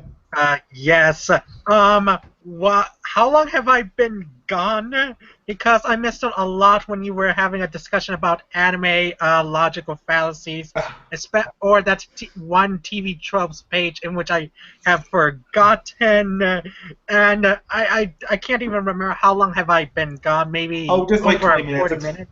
Yeah, I don't know. We all got booted. It was some kind of flaw or something. I don't know what happened. I wanted to add something, but then because most of us got booted out, it took me a long time to get back in, and I missed out a lot to the discussion, especially on that Lucky Star bit. Especially on that Lucky Star bit. Lucky Star. Did anybody see the NBC miniseries Kings, loosely based off David and Saul? No. I've heard of that, but since I'm a monarchist now, I'm wondering if I would like it. Oh, it's very good. I mean, if you watch it as a biblical show, not so good, because they take some liberties with Jonathan and David. But as far as a kind of interesting reimagining of, it's like set in the 20th century, but it's all these like Old Testament tropes. It's pretty good. Did this actually get a large play in mainstream media? No, what happened was it was too highbrow and they canceled it because nobody watched it. Yeah, it's hard to know what actually takes off. What? Hey, folks, I was gonna say a couple real quick things. One is about Citizen Kane, since that was brought up. you pretty much have to watch Citizen Kane in order to really discuss reviewing films intelligently. It's not all that interesting of a movie in itself, but so much of discussion of film depends on having seen that movie that you pretty much have to see it. But the thing is, there's a better movie than Citizen Kane itself, which is the movie about making Citizen Kane. I've seen both. I prefer the actual Citizen Kane. I thought the movie about making Citizen Kane was actually a lot more interesting.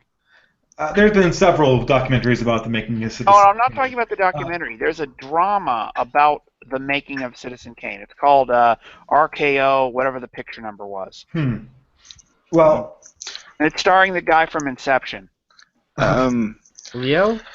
Yeah. Okay. I don't know. Well, I was going to say, though, about if someone wants movies. to speak up, so we don't have all these silences. Oh. If you want to actually say something, either cut in immediately and take it, or text in the chat, and I'll get back to you and actually give you a chance to wind up. Because if you're slow starting here, people are going to cut you off. Well, okay, before we forget this trope, I wanted to say one thing to Fritz's critique about the Jews and atheists, which he is right, they are most, but I have noticed the writers for Breaking Bad, I would argue, have a pretty Christian viewpoint, and Downton Abbey, definitely Julian Fellows has a Christian Catholic viewpoint, so... I'm such a cultural wasteland. I haven't seen any of that. Yeah, the problem with Downton Abbey is it went SJW at the end. Not really. I wouldn't say it went SJW, like... Well, they had a pretty hard pro-feminist bent for the last 2 seasons. Yeah, but it was pretty accurate reflection at the time, I thought. But have you guys seen Breaking heard Bad? Yeah, Breaking Bad was a very excellent. I think it had a very Old Testament sensibility of morality. It was a very difficult show to watch, but I thought it was quite rewarding ultimately. Have you ever heard of the show Jeeves and Wooster? Oh yeah, that's excellent. I mean that's what introduced me to Stephen Fry and Hugh Laurie. Which have you seen their the bit of Fry and Laurie? Yeah, I have. I also the Hugh Laurie should Catholicism be been good or harmful for the world is the debate that I most want to relitigate. Huh? I'm just praying for an atheist to challenge me on that again. On what? So Stephen Fry and Christopher Hitchens had this debate about whether not with each other, but with two hapless Catholic clergy about whether the Catholic Church was a force for good in the world. At which the hapless Catholic clergy start talking about the charity efforts of the Church, and then Hitchens and Fry eviscerate them with a bunch of lies from the Reformation that have subsequently been shown to be exaggerated or false, and with their typical rhetorical flourishes just totally devastate them. And I've been praying to relitigate that debate because it was unjust. I mean, the fact that Christopher Hitchens made his whole documentary on why Mother Teresa was a terrible person. I mean, yeah. So I should clarify here. I love Jeeves and Wooster. I found it in early college, and it was one of my favorites. And I thought Stephen Fry was the greatest. And he is still very witty and intelligent, but I know. But then I had this religious turn, and I just saw him say all these things that were manifestly BS. Mm-hmm. And it's like, oh my God, Steven, what are you doing? Mm-hmm. Well, and Steven, go ahead. Sorry, you can go first. After yourself, may I say something? Sure. Okay, yeah, we'll get back to you. Did someone have something about Stephen Fry before we kick off to a different topic? Oh, I was just going to say, he did praise Russell Brand, so I'm sorry. But the eternal Anglo. Stephen Fry, the problem with him is he's just so much a product of all contemporary British positions. All the fashionable opinions just sort of flow through him and become more eloquent because he is a very eloquent person. But I just can't stand them. Mm-hmm. Okay, now I'm going to say something. Sure, go ahead. Has any one of you, before it could go on, just be warned about a few speech inconsistencies I Yeah, have? please, So I'm just go going. for it. So I shall go on. Have any one of you watched the original Powerpuff Girls, not the modern reboot, the original? Oh yeah. Original was good, yeah. Okay. Yeah, probably. There was that one episode from the Powerpuff Girls titled "Equal Fights," which seemed to be a pro-feminist episode. But if you look closely, you can see it also mocks radical feminism because there is a hypocritical villainess. It's somewhat hard to describe the plot of that episode, but it presents both kinds of feminism in that episode. And Oh, yeah. when I oh, you can go on, Benjamin. Oh well, there's a really hardcore anti-SJW episode of the Powerpuff Girls, where Mojo Jojo has an SJW squad that protests the Powerpuff Girls trying to stop him from committing crimes. Every time the Powerpuff Girls show up, he goes, "I'm being oppressed," and then the SJW I remember show that up. episode. That was great. I mean, isn't that amazing? It predicted it. It managed to predict it so accurately. It predicted it? I think you're thinking it was a reaction to it. Oh, true. What? And the SJW stuff was going strong since the early 2000s. I know, but wasn't Powerpuff Girls 90s? No, I mean it may be late very late 90s 90s and early 2000s.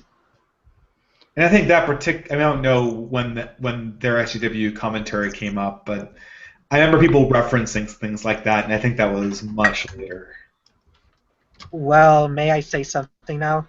Oh, just say something. Yeah, just go ahead. Okay, on to the discussion of that episode about feminism. Well, when I first watched that episode, well, I was rather confused, and it seemed to me it was just a normal episode involving with a villainess. But as I rewatch it, it seems as if that episode predicted the rise of radical feminism, even though that episode aired back in 2001.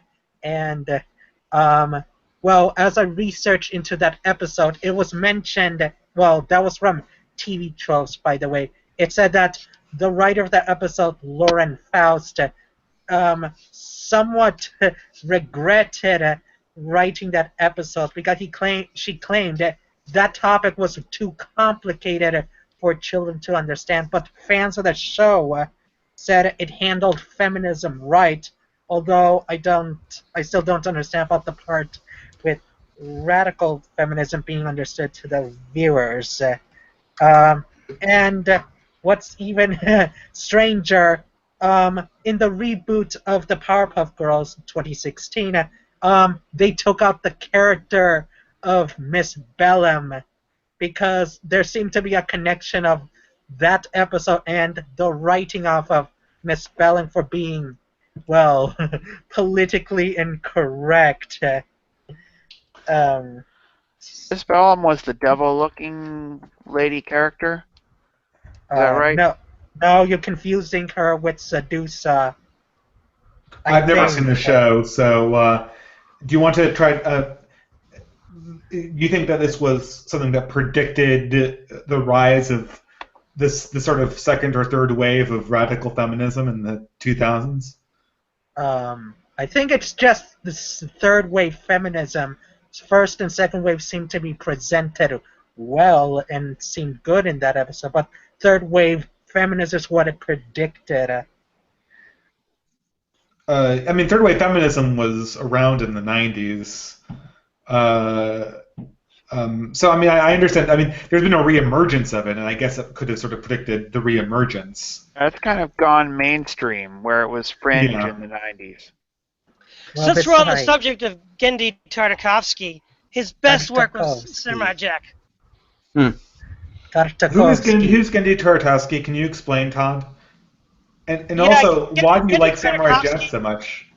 Genndy Tartakovsky did, I think, Powerpuff Girls, Johnny Bravo, Samurai Jack, and a couple other cartoons on Cartoon Network. It was like one of those afternoon, after-school TV shows. And some of those also showed up on Toonami. They're like late-night shows. He And- also did the Okay, Also- what do you think his what is his style, and what do you think his sort of perspective is that you like so much? Well, mostly about Samurai Jack. Samurai Jack is all about like the heroic, and basically he's a demon named Aku killed his imprisoned his family and cast him into the future where he runs the world, and Jack has to get back home to stop Aku from doing all this damage. And it's just him traveling around this dystopian world with monsters and people that he has to save. And the big trope is like giant robot armies. It's hilarious because he's really violent, chopping up robots, and you can't do it with real people. At least you can't let me do get it this straight. with So real people on a children's show. So if I can get straight the appeal of the show, the show. Oh, the is, appeal of the show is he's a noble, heroic character. He's a combination of like, the Western chivalric tradition and the samurai tradition. He's very. I think that it seems like in some ways it's satirizing it, but it also has a sincere dimension as well. No, you gotta watch Samurai Jack. It's not satire. It's just really good. he also did he also did a So you're saying it does the epic hero and it plays it straight. Yeah, it plays it straight. He's a good guy. Doesn't lie. Doesn't cheat. Doesn't hurt people. He's always defending the weak and the innocent. I mean, it's like straight out of King Arthur, man. This brings up what I wanted to say about Suicide Squad, the recent movie, which is all about all of the DC supervillains being put into a team. The thing is, this current generation of screenwriters doesn't understand Superman and this sort of ideal good guy at all. They just don't understand how to write that kind of character. But they do understand how to characterize villains really well. And it seems to me, if we could pit the classic Christopher Reeves kind of hero characters against the current generation villain characters, then we'd have sort of the best of both worlds. Can I say something? Yeah. speak. Sure. I don't think that it's that they don't understand how to do it. I think part of the narrative they're pushing is that they don't want to do it. They want to downplay the trope of the good guy, and they want to present reality as gray, as complicated, and they want to present a narrative of brutal pragmatism, is I think what they're trying to convey. Where I think Superman, that's absolutely correct. Yeah, and the thing is, I but I don't absolutely think hate it that trope. contradicts what I said. One at a time, guys. One at a time. Fritz. All right. Yeah, I'm gonna say I completely agree, and I'm really tired of that. Like, I really just want some narrative that has a genuine hero, like that's not some sort of anti-hero or somebody like this very apathetic. Or we need a genuine, solid hero. That's what that pop song's about that was in Shrek 2, I need a hero! I always thought that's what that song is saying, Shrek is the hero we need, not the one we deserve. No. I'm saying that's where the song was in the movie, but I'm talking about the song. It's a classic disco song. Yeah, we know I the need song. a hero, that one. Yeah. But That's what that song is saying. so back to anime for a second. yeah, What the dickens? can I direct this a little bit more so we stay in the topic? Can you guys, since you said that you want this, you want to see more of these things that have a heroic impulse that's sincere, do you have any examples of that? Because if I were to play devil's advocate here, I would say that the reason why you can't get heroes is because you can't make realism with super good heroes because everyone's flawed. And so no one really buys Superman because Superman, A, he's boring, and B, I mean, the whole Mary Sue phenomenon, right? I mean, we complain about this when it comes up. I certainly complain about Mary Sue's. They're boring, right? And Gary Stews. Gary, yeah, like, every character Ayn Rand ever wrote was a Mary Sue or a Gary Sue, right? So that's the obvious counter critique, that there basically is nothing there's nothing here that's you can actually make realistic and interesting. Well, I mean, that's why I think, yeah, you need to throw out some realism, but I think there's nothing wrong with that. Can you give me a good example of something like, let's say I would you say were- Avatar: The Last Airbender did it right. Hold on. Let's say you're teaching a literature class and a modern culture class. right. What's an example of something you think sincerely brings up the concept of a hero that you would feel safe saying, this piece of art's going to last? This will have relevance into the future. Avatar: The Last Airbender. Excellent. Ben, do you have a suggestion? Something you think might qualify? He stole mine. That. Come on, we have to have more than just that. I haven't even seen that show. Anakin Skywalker. Can I suggest? Sure. Captain Okay. Kirk. I would Random also Captain suggest Kirk,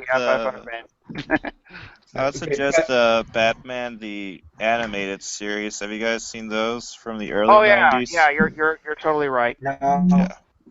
Yeah. That's a good one.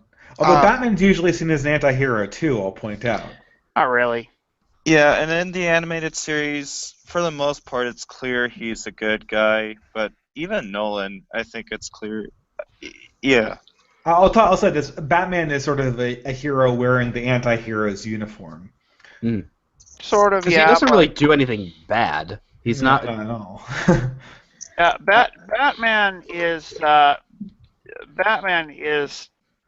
totally well. He's a knight. He really is. He's the Dark Knight. May I say something? Yeah, just go right in. You said something topic about heroes, right? Yeah, we're talking about fiction that portrays heroism in a sincere way that we feel is actually could last as art and not just be kitsch. Well, I have two, but I think both of them are opposites to each other. If you understand the words reconstruction and deconstruction.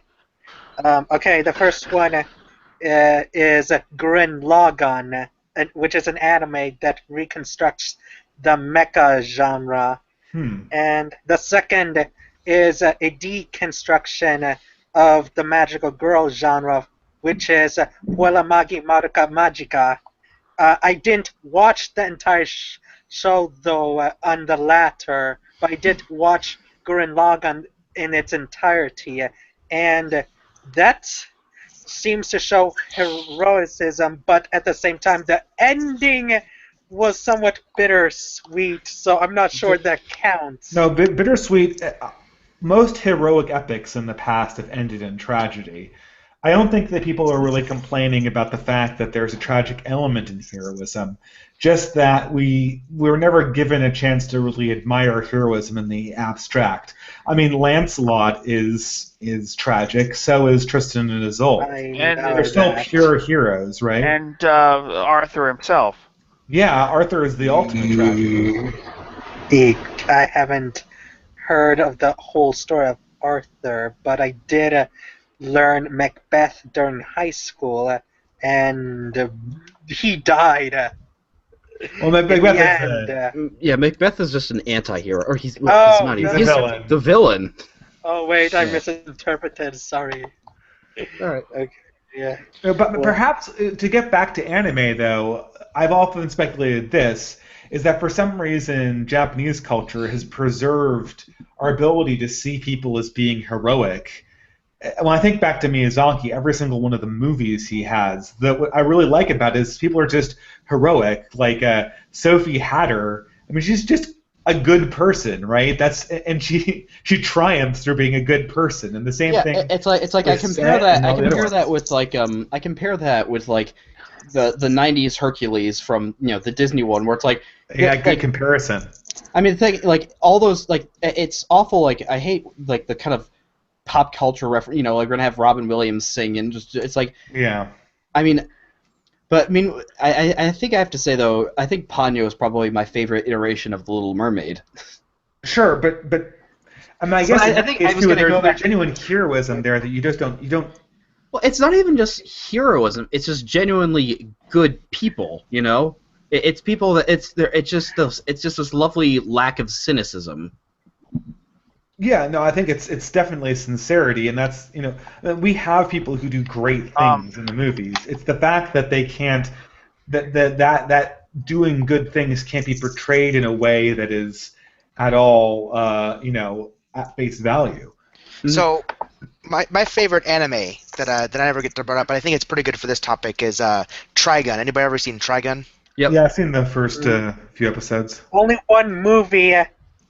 Yeah, but I just love it because the entire point of the anime isn't about the hero's strength. It's about how much harder it is to be the good guy when you have to show restraint. Like, my favorite episode is when he goes into a town to try to save a bunch of people, and every single one of the townspeople turn a gun on him because they're so poor and they want to get the bounty on his head. And he finds a way to save the people while basically running for his life, trying not to hurt any of them. Fighting like this giant, robot thing that's, trying to come after him and blowing up the town in the process.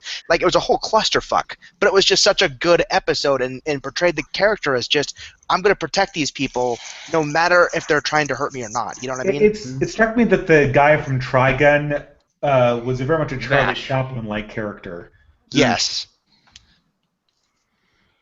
I thought of a hero that is going to last. Oh, go for Donald it. Trump.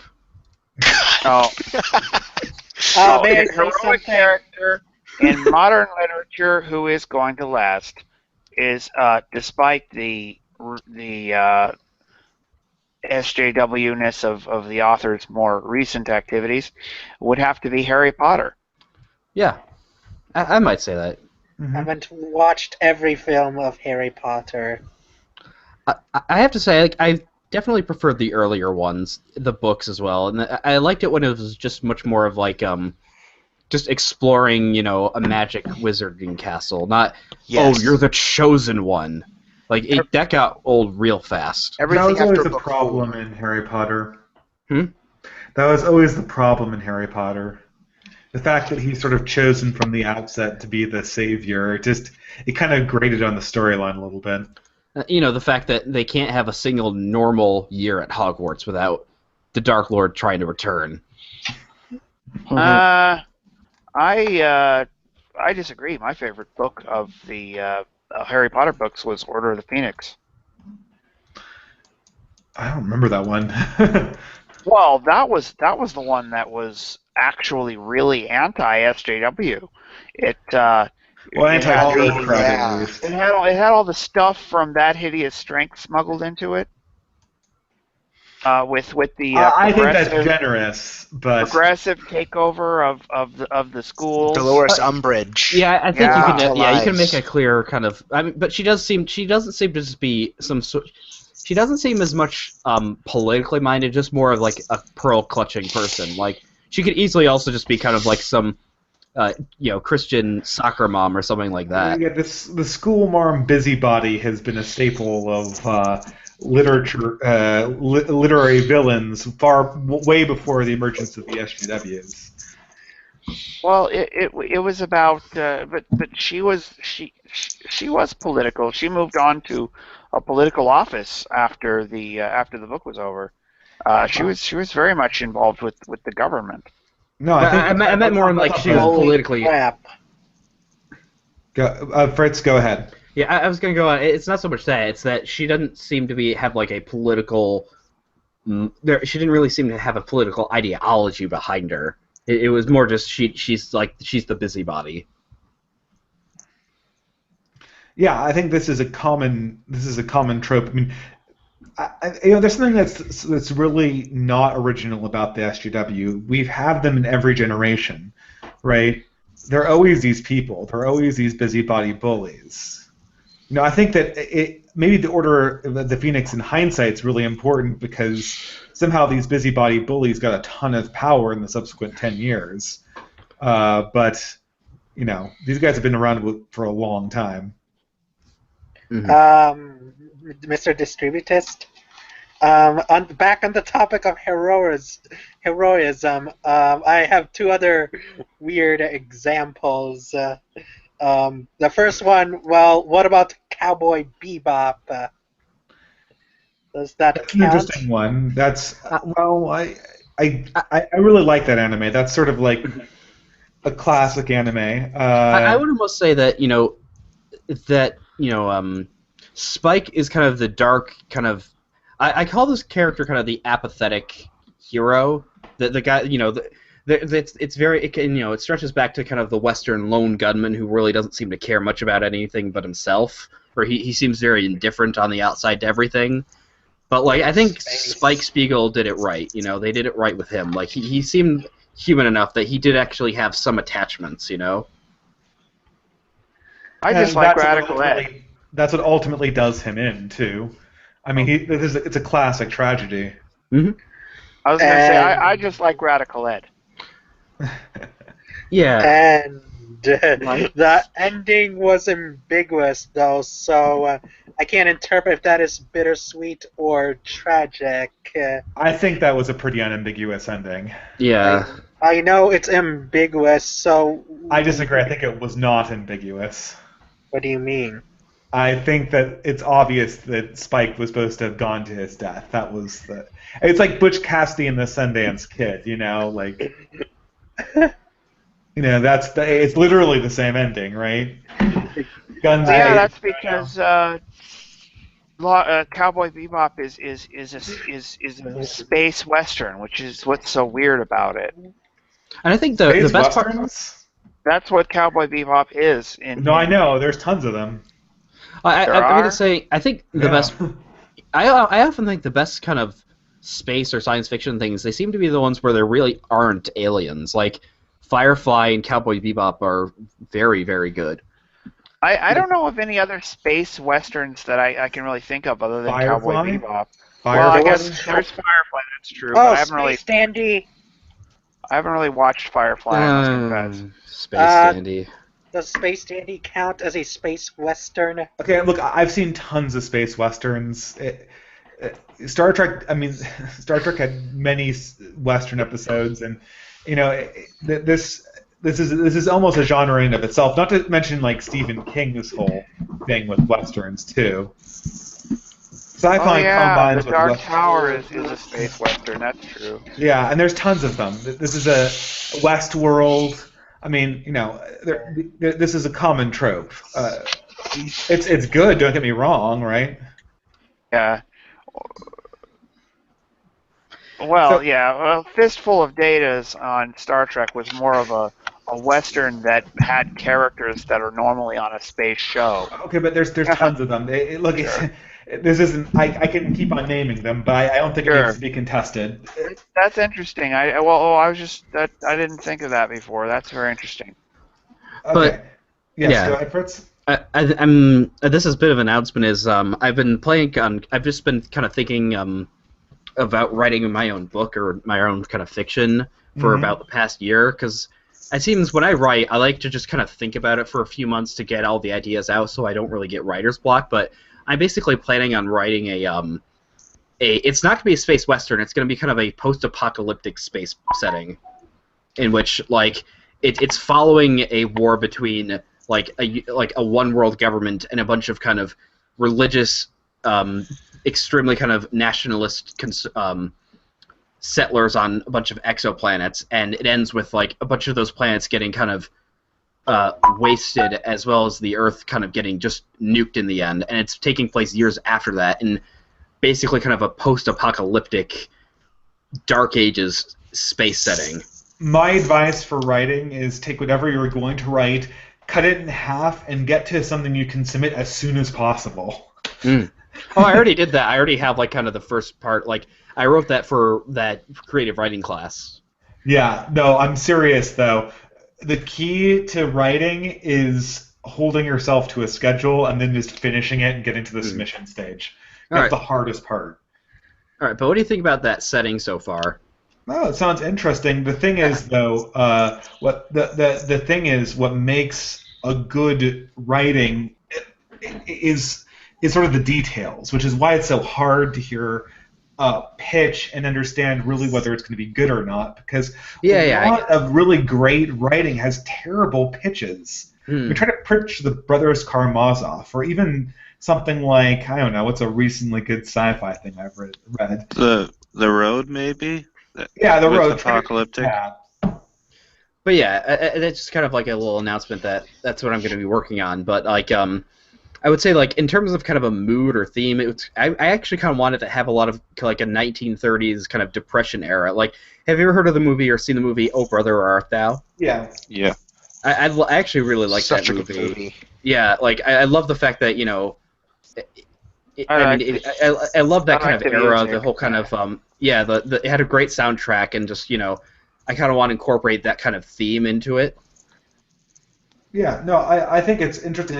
I can't really comment on someone else's fictional piece that I haven't seen really, but I mean, it sounds really interesting. I think that like there's always motifs in different settings that you can explore to kind of make Oh, Brother, Where Art Thou? It's pretty much like the Blues Brothers, only in the 1930s.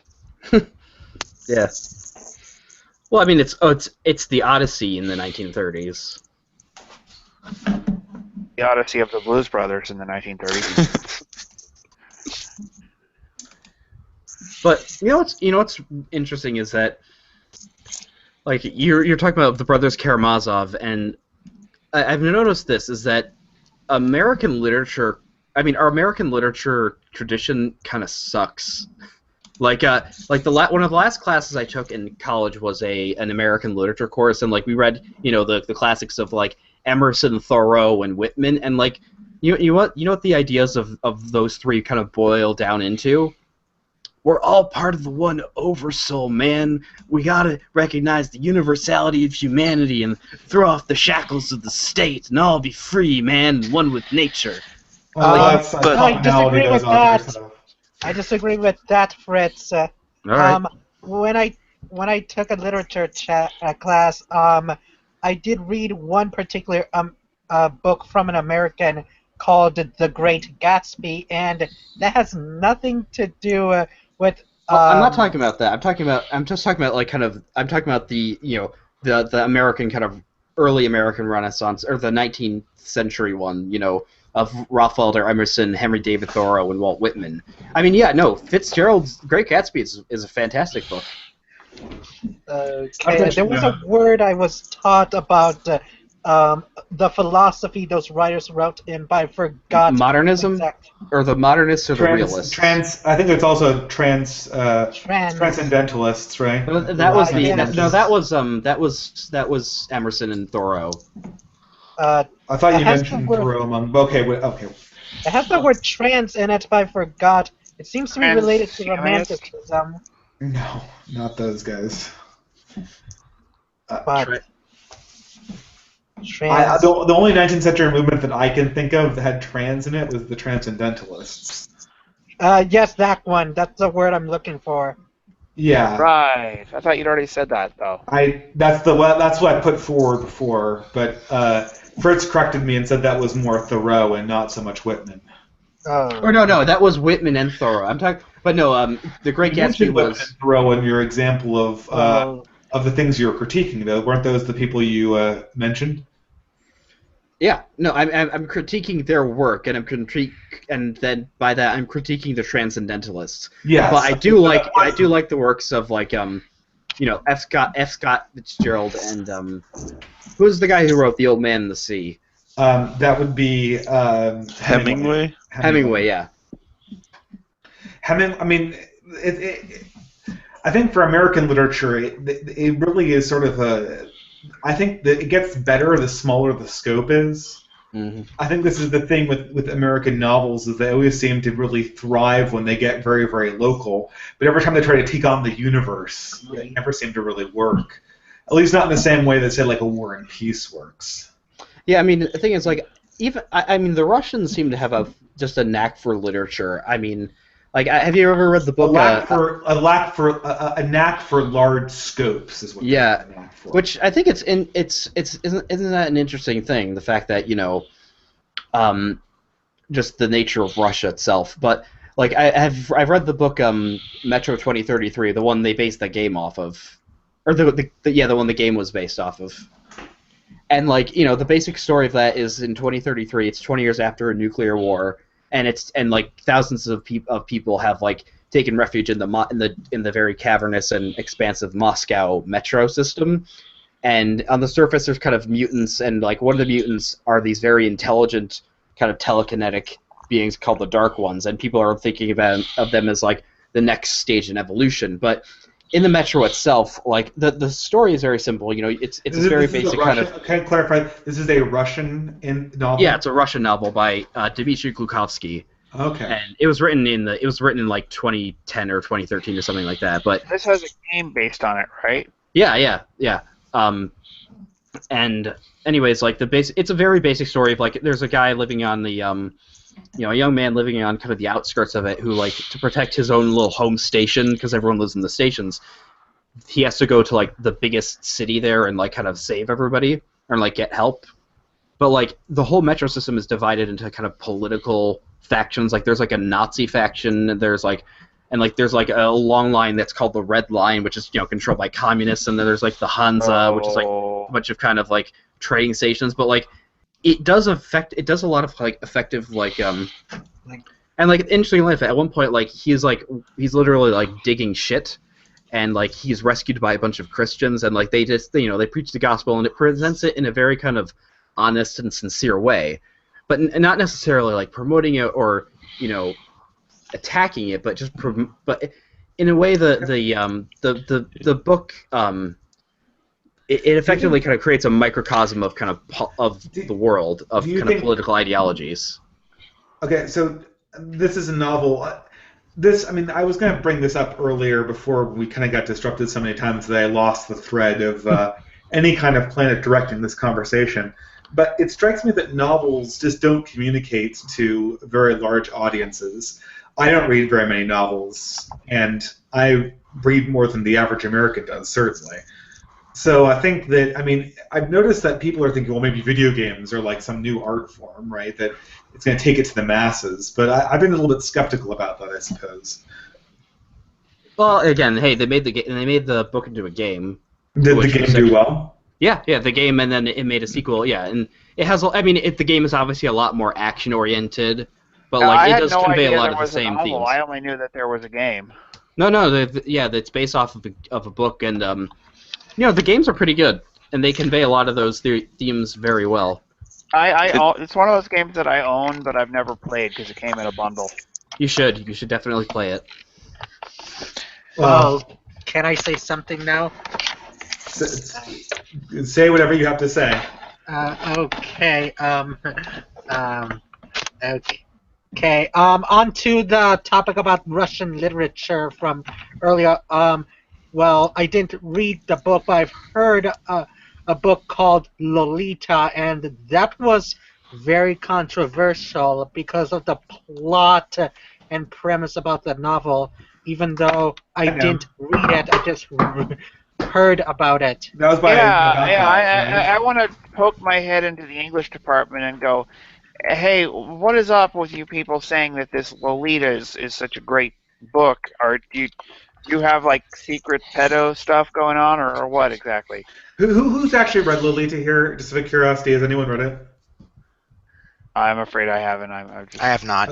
Okay, I haven't either. Before we start beating up a novel that none of us have read, and that many great literary figures actually admire, I'm going to kind of stop that, because we're going to end up looking like idiots. I've heard that Lolita is actually fundamentally critical of pedophilia, so I'm not so sure that we can become that's what I'd be wanting to learn by saying that sort of thing. Okay, I think it's really easy to get hung up on the like, for instance, like, what is crime and punishments about, person axe murder, right?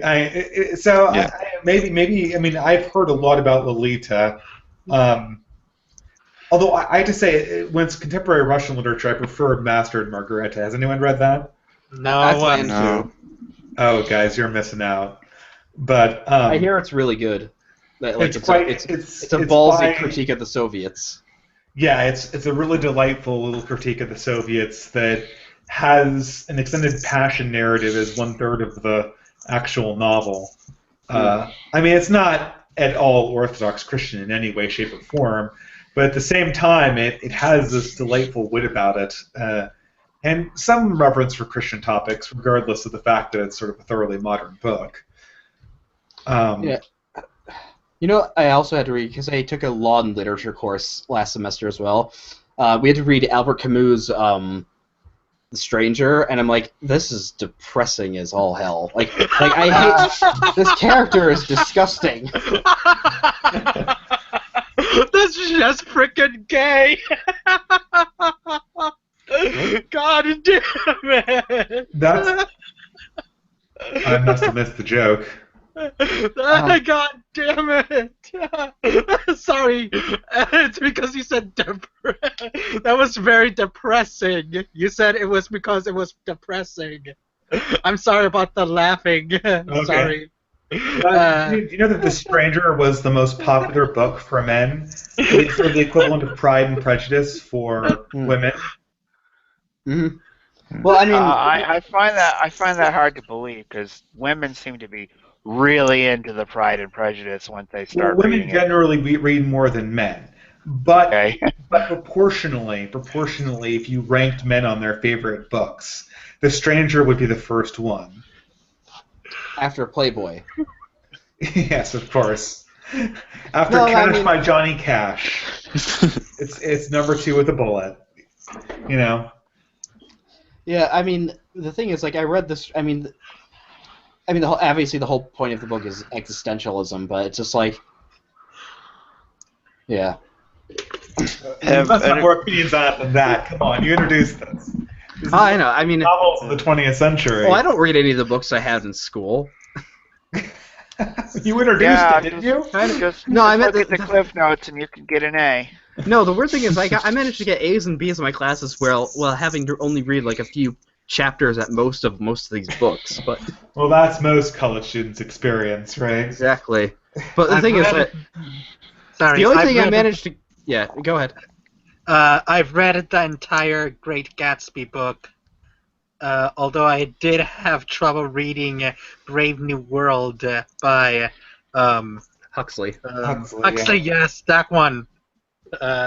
So I don't understand the part with a few chapters from most students of literature. Though, did I say? Oh, and my experience with 1984 by Orwell was worse than Brave New World because at most only read like the first few chapters before I gave up. Even though that was for a school assignment. Well, I was gonna say Brave New World is where we're headed. That's the future. Yeah, no, to kind of clarify, because I haven't read them either, because I think I'm becoming illiterate.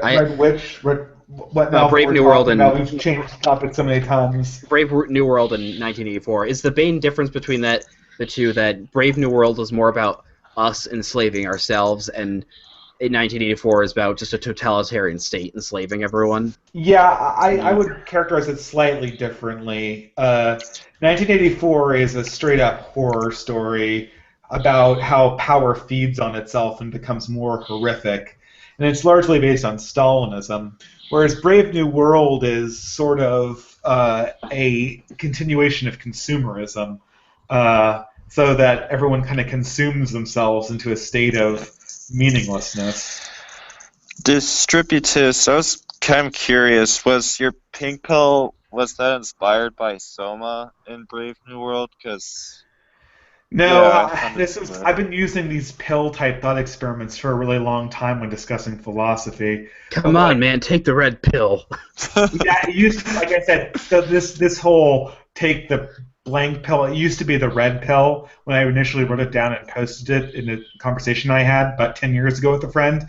But then since the alt-right appeared, I had to change it to the pink pill so that it wouldn't be confusing. Holy crap. Look, no. Sort of the alt-right do not own the Matrix. So what you're saying is now, though. They're the ones that say they're the ones that literally to own that. No. They're the ones that literally say, like, there's apparently a meme. It's a picture of Hitler, and it says the answer to 1984 is 1933. Oh my God. Fritz. That's a novel philosophy. So, I so know. does- You know what that's Is the playing answer off yes, of? more, please, sir? You know what that's Mindford? playing off of? The What? libertarian slogan is that the answer to 1984 Yeah. is 1776. That's Alex Jones' little thing. Jones says that? Yeah. We're breaking the conditioning. Oh, I didn't Yeah. know that was Alex Jones who said Yeah, that. But speaking of Hitler, because that's where all internet conversations go. Like I remember, there's Pepe like the Frog. Don't forget Pepe. the rare Pepes, but the thing is you can look up on YouTube like some neo-Nazis or they have like little music video montages of Hitler footage, and it's like there's like the song "The Arms of the Angels" with like footage of Hitler. I want him like like "You'll Never Walk Alone," just like kind of these very kind of emotional songs, but with like footage of Hitler. But I want to make like a spoof of this, or just with like Kaiser Wilhelm or some obscure like historical figure with lots of footage, and just do the same thing. Well, I don't know. I think I want to see the Hitler Sarah McLachlan music video combination. That will be. That I think they actually have that. Oh, good lord! Oh my God! People on the internet, what's wrong with you? Oy vey. I So mean, hey, it's their version of making those anime music videos, you know. Oh yeah, no. I actually thought I had the same thing with like You never get anime music videos past the censors these days for copyright. Never in a million years. But That's why anyways, I just go somewhere else, like Copyright. Vimeo or Dailymotion. or Pornhub. Oh yeah, of course. How foolish of me.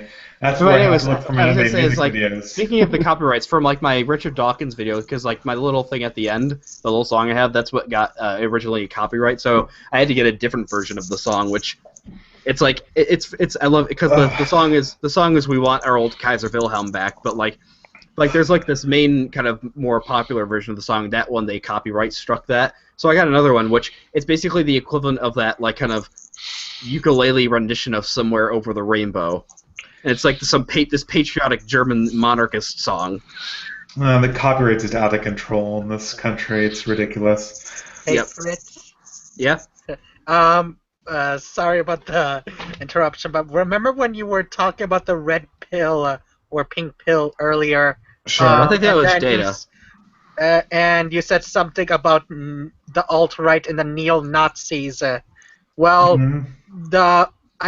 I've seen many regressives using the term red pill to refer to anyone who don't agree with them, even if the disagreeers aren't neo-Nazis or a part of the alt-right. In fact, I've been called a red pill just because I oppose modern feminism, even though I'm a central right libertarian. Oh, well, I I imagine I actually contest the term regressive. Yeah, I don't like regressive either. I think it's them trying to kind of cast off the term because they want to the kind of Dave Rubin Sargon liberals. They kind of want to. They're trying to reclaim liberalism in their own view, and No, they're trying to reclaim progressivism. yeah, and so they don't want to admit because- that they actually created this monster in the first place. I mean, yeah, the thing is that they never owned progressivism. They were always its slave, and they're just realizing this, but they're still clinging to their chains because it's comforting. Once you acknowledge that some kind of historical force of progress can sweep aside principles, which is the nature of the word progress and regress, then basically you've acknowledged that any kind of liberal principles you have will be immaterial to some kind of political force that justifies itself this way. Mm-hmm. So I don't know. I almost cringe a little when they use the word progressive now. Yeah, it's The only answer to progressivism is to dismantle the myth of progress from the roots. Matt, since you're the resident leftist, what do you think about that? Yeah, well, I mean, I more and more whenever I hear Sargon or Rubin mention progressivism at all, it's with disdain, and they try to make the point to say that they are classical liberals or they are left libertarians, and progressives all are in the left authoritarian camp, and we've basically taken to calling them the religious left, where privilege is the original sin and a whole bunch of other monikers. We mock them. We just take the piss out of them. So I mean, I don't know. Well, I think it's I think our main critique of is the term regressive in the sense that it almost seems like it's a kind of cop out. Them trying to they want to reclaim progress, but it's kind of abandon them. No, because the entire joke with classical liberalism is, well, who defines progress, genius? So when you give one ideology the mantle to claim progress, they now get to do what they want with it and claim the moral high ground, and it's dangerous. So anytime somebody would try to do it, now Sargon's just like, okay, now you're regressive, or anybody else. It's supposed to be like a cautionary joke at their expense. I don't think they're trying to claim it. I think they're trying to caution people away from the whole I'm on the right side of history narrative in the first place. Yeah, I guess if it's used that way, maybe it's a little bit less worrying, I suppose. It does just seem to be playing the devil's own game, so to speak, you know. Yeah, the whole progressive thing. Well, I need to find some way to wrap this whole up in one final topic, because I think you probably need to be going soon. So I think next time we definitely should be organized a little bit more around some kind of central controversy, maybe host some kind of debate. I actually think we had a somewhat healthy discourse tonight, because we did mainly talk about cultural topics. Yeah. Oh, I don't have a problem with that. Yes, except I missed out the part with Lucky Star TV tropes, and there was a few other animes mentioned because of that not allowed error. Well, we all got booted. I got booted from this chat, so everyone just sort of got. I'm still not exactly sure what went on, but not ruling out malfeasance on the part of our YouTube masters. Well, anyway, I mean, I just imagine them in a big room with a bunch of levers, and they're just trying to see who's disagreeing with them. Evil. Yeah. Right, so Zuckerberg. Sorry, go ahead. I was gonna say, so I guess are we gonna start thinking about what should the next topic be then?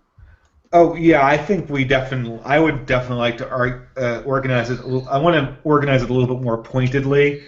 I mean, I'm sure we'll digress onto pop culture or something, but I think that's fine. But I think that the next one needs to be a little bit more focused on a controversial topic or something that needs to be resolved. Because, Cat girls. Yeah, there you go. They must be available for purchase. But anyways, yeah, go ahead. Never let Kirito get your cat girls. I think that I think to a large degree it's kind of amazing that we all have sort of such similar taste, I guess, right?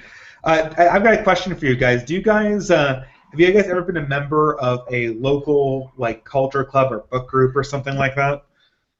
Ooh, Yep. fancy. No. Oh, I have no idea. What do you mean by local? There's So I run. I just not to dox myself, but I do run in my own town a book group for exploring cultural stuff like this.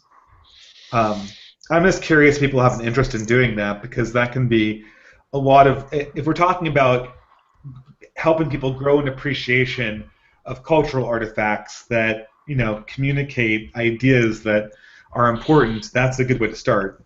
Yeah, no, there's a ton of a ton of people around me. They have book clubs with friends and stuff, and then there's kind of the smoke a pipe and drink whiskey club, which involves cultural discussion. Are those full of Irish? No, but Catholics. Well, Catholics and Is there a difference? No, St. John College atheists. So You get a good whiskey priest there, and they have a good time. Well, wasn't it Chesterton who said, in Catholicism, the pipe, the pint, and the cross all go together?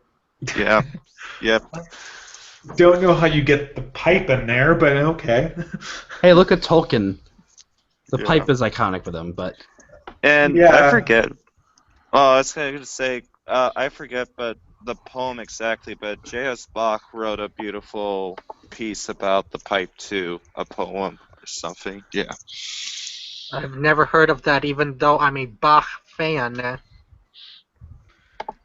Interesting. I didn't think he wrote anything other than just fugues and actual music.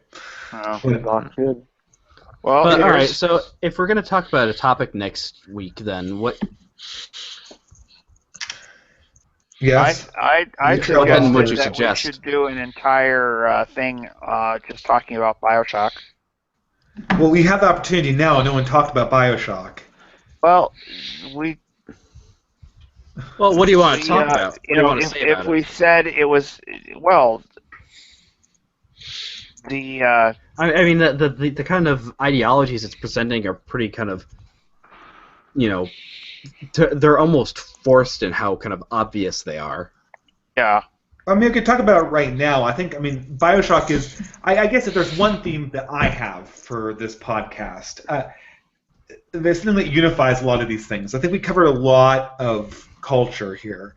But one thing that sort of strikes me about modern culture that sort of separates it from the older stuff we were talking about is modern culture just picks up random shit it finds in the past, and they understand that it has a profound quality to it, right? But they don't really understand what makes it profound. So they just take this object, and this is even more true with anime, they plop it into a plot line, and they aesthetically build a plot around it. But they don't even really have an idea of what they're doing or playing with. And sometimes by some amount of chance and some amount of skill, it actually ends up meaning something. But it's really questionable whether the author even understands what they've said. I actually can have two good examples of this, of one usage of it where it does it really well, where it actually does start to say something interesting, and one where it's just total commercial bullcrap. The first is like Shrek. Shrek is a very good example of them taking these very ancient, fairy tales from, folklore, from Western folklore, and just turning it into a whole farce and comedy. Well, The it's other getting it is- from Disney. I don't think anybody working on Shrek actually Disney read didn't any make actual Disney. folklore. Disney did not make Shrek. DreamWorks. Yeah, DreamWorks DreamWorks did. made Shrek in order to make fun of Disney. The entire film is a satire of Disney. I can't handle Shrek. It's too hateful. I know. But, Again, but what I was going to say is, like, on the other hand, there was a really, really good little cartoon mini-series on Cartoon Network in 2014 called Over the Garden Wall. Have any of you heard of that? sounds familiar. Yes, I watched that. Yeah, no, it's like in the whole kind of theme. It's it's a simple story of like two brothers are lost in the woods, and there's like a monster that's chasing them. And the thing is, it's all kind of set in this kind of Americana setting with everything from like it's very like Ichabod Crane to the steamboat to all that type of stuff. Uh-huh. But it treats it in a way that it's not satirical. It almost seems like it's kind of praising her. It's kind of like if Bioshock Infinite was like kind of portraying this period of America in a positive light. And Bioshock Infinite is really particularly notorious at this because it delivers a real kick to the groin for Christianity, and it doesn't even. I don't think it even realizes it's doing that. They're just like, yeah, screw you. I mean. We've all played this game. I know a lot of people had played it last time, but Not me. yeah. I watched a playthrough of it. Okay, That counts. yeah, Was it that's PewDiePie? No. Close No. enough. It was a guy that actually does the playthrough and actually does the lore bits and actually tries to like talk about the story and stuff like that. So I the think game was better played through than it actually was to play because the gameplay detracted from the actual plot. But what fascinated me is that the artist had the Ken Levine had all these symbols, and he understood that these symbols had meaning, but he didn't understand that like you couldn't just arrange it in random patterns and get something at the other end. I think it's complete BS to try to pretend that they didn't intend for this to be an explicit attack on American Christianity and Mormonism in particular. I think they definitely meant it to be an attack on Americanism, but I think that the specific. I'm thinking of the actual ending. The actual ending is a particular attack on Christianity. Yeah. That I don't, and I think that was unintentional. I don't think that they understood that was a real attack on Christianity because they didn't understand the symbols involved with baptism. And They don't. I don't think they understand anything about baptism in that game. Yeah, Sure. well, yeah, well, They literally think that when you get baptized, you rename yourself, and like again, the whole point of it is that it basically says that when Booker gets baptized, that path makes him into a a cult leader racist, whereas the other one, sociopathic racist that destroys the world. yes, I'm like that's not how baptism. Like I was raised Baptist. I was baptized Baptist. That doesn't happen. Baptism. It'll probably happen in a few years, but yeah. But I mean, the thing is, like, when he gets baptized to get into the city, they basically drown him, and then of course at the end they actually drown him. Yeah, but that was intentional though. That made sense with the plot. I understood what they were going for with that plot twist inside the plot. But like I said, I think that the themes are just. So some of it's intentional. I think the original Bioshock. I mean, they're definitely going after Ayn Rand, right? Yes. And that made a little bit more sense, and I thought it was pretty funny because there are a bunch of Atlas Shrugged references through that make the game hilarious. I almost think then that's actually kind of a reason why I kind of like 2, is that like the kind of main ideology, or it's a little more nuanced, and it's less just so blatantly obvious. Like Sophia Lamb, it's more just. It can be anything from like religion to communism, or it's just any type of collectivist ideology. Yes. Number 2, it's just it goes from you're fighting Ayn Rand heroes to you're fighting Ayn Rand villains. Because like every one of the people you fight in 2 is an Ayn Rand villain. Like she lumps religion and socialism and trade unionism and yellow journalism all into one collectivist bucket. And treats it like all these different forces were like in cahoots to subvert the individual, So I still think you're in Ayn Rand land even in Bioshock 2. You're just kind of flipping the script. That's why Rapture is Ayn Rand land. That's exactly what it is. I mean, they literally have like in 2, you go on a little amusement park family ride that was intended for kids, like through a little journey to the surface, and it just shows, the farmer tills his soil and makes a good living for himself. Then the state comes and takes it away, and there's this giant hand that grabs him. Yeah, but that image was derivative on the first one. There was a film clip that had the same thing. Yep. The problem with 2 is that there was so little imagistically that was all original. Hand. That was great. What?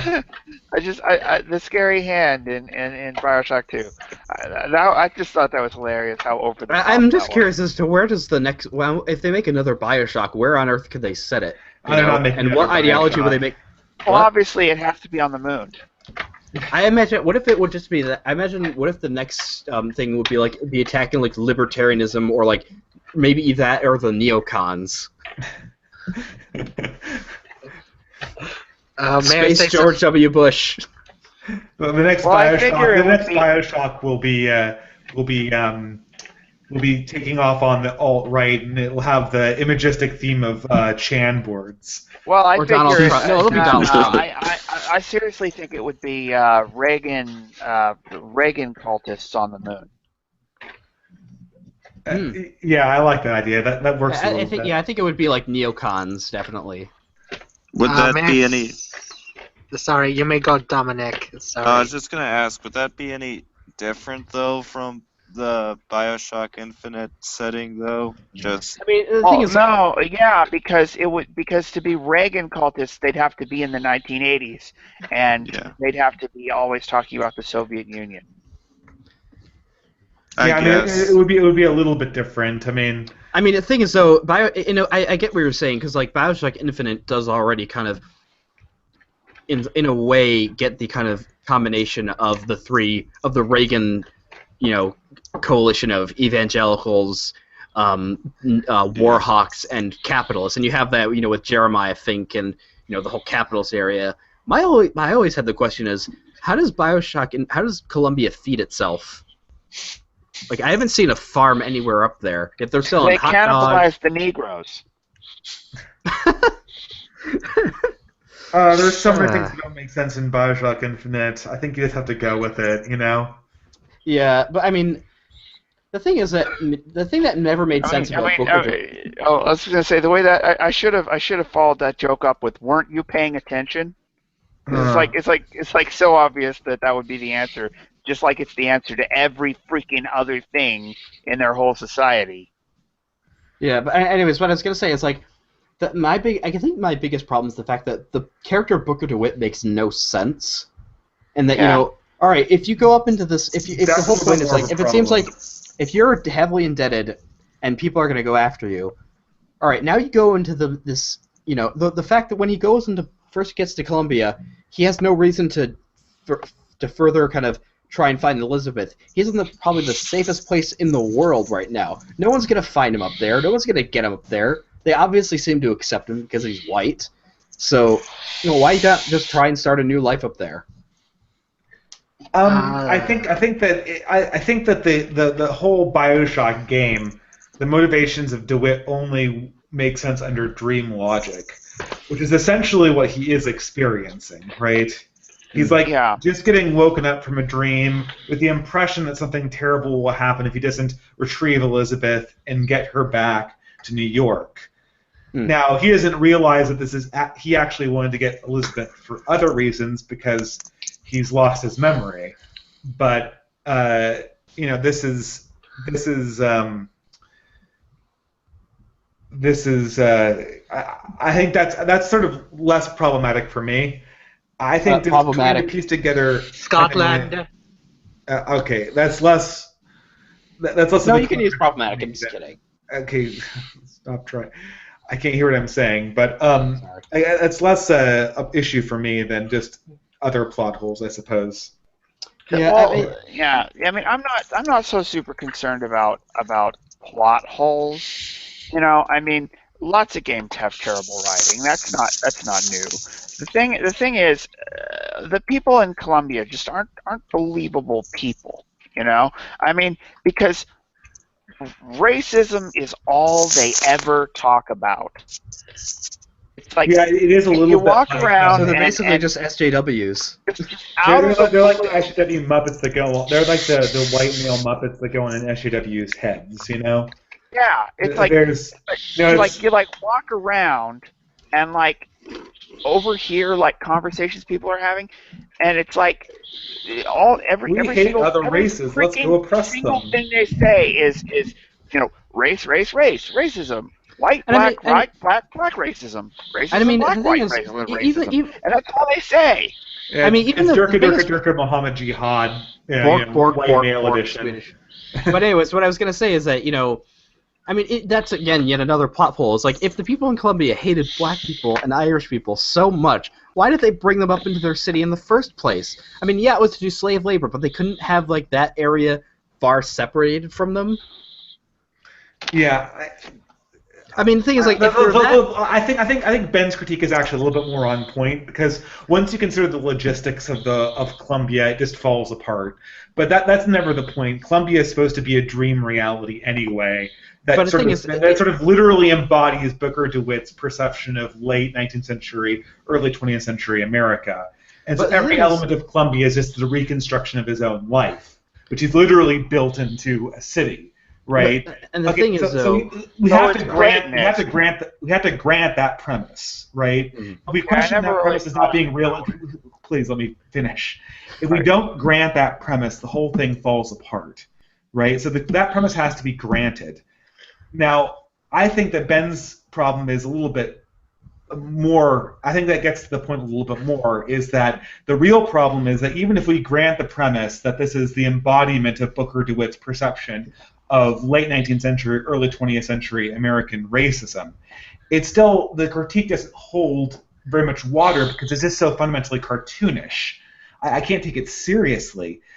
I think that the original Bioshock had a little bit more of a hard critique because, I mean, at least there was sort of a literary novel that did have cartoonish characters in it. So you'd be like, okay, Ayn Rand wrote cartoons basically, so it wasn't such a big jump off, I guess. I mean, the thing I was gonna say though, is that, I mean, the big point is that the racism in Bioshock Infinite is so tame compared to what it could have been.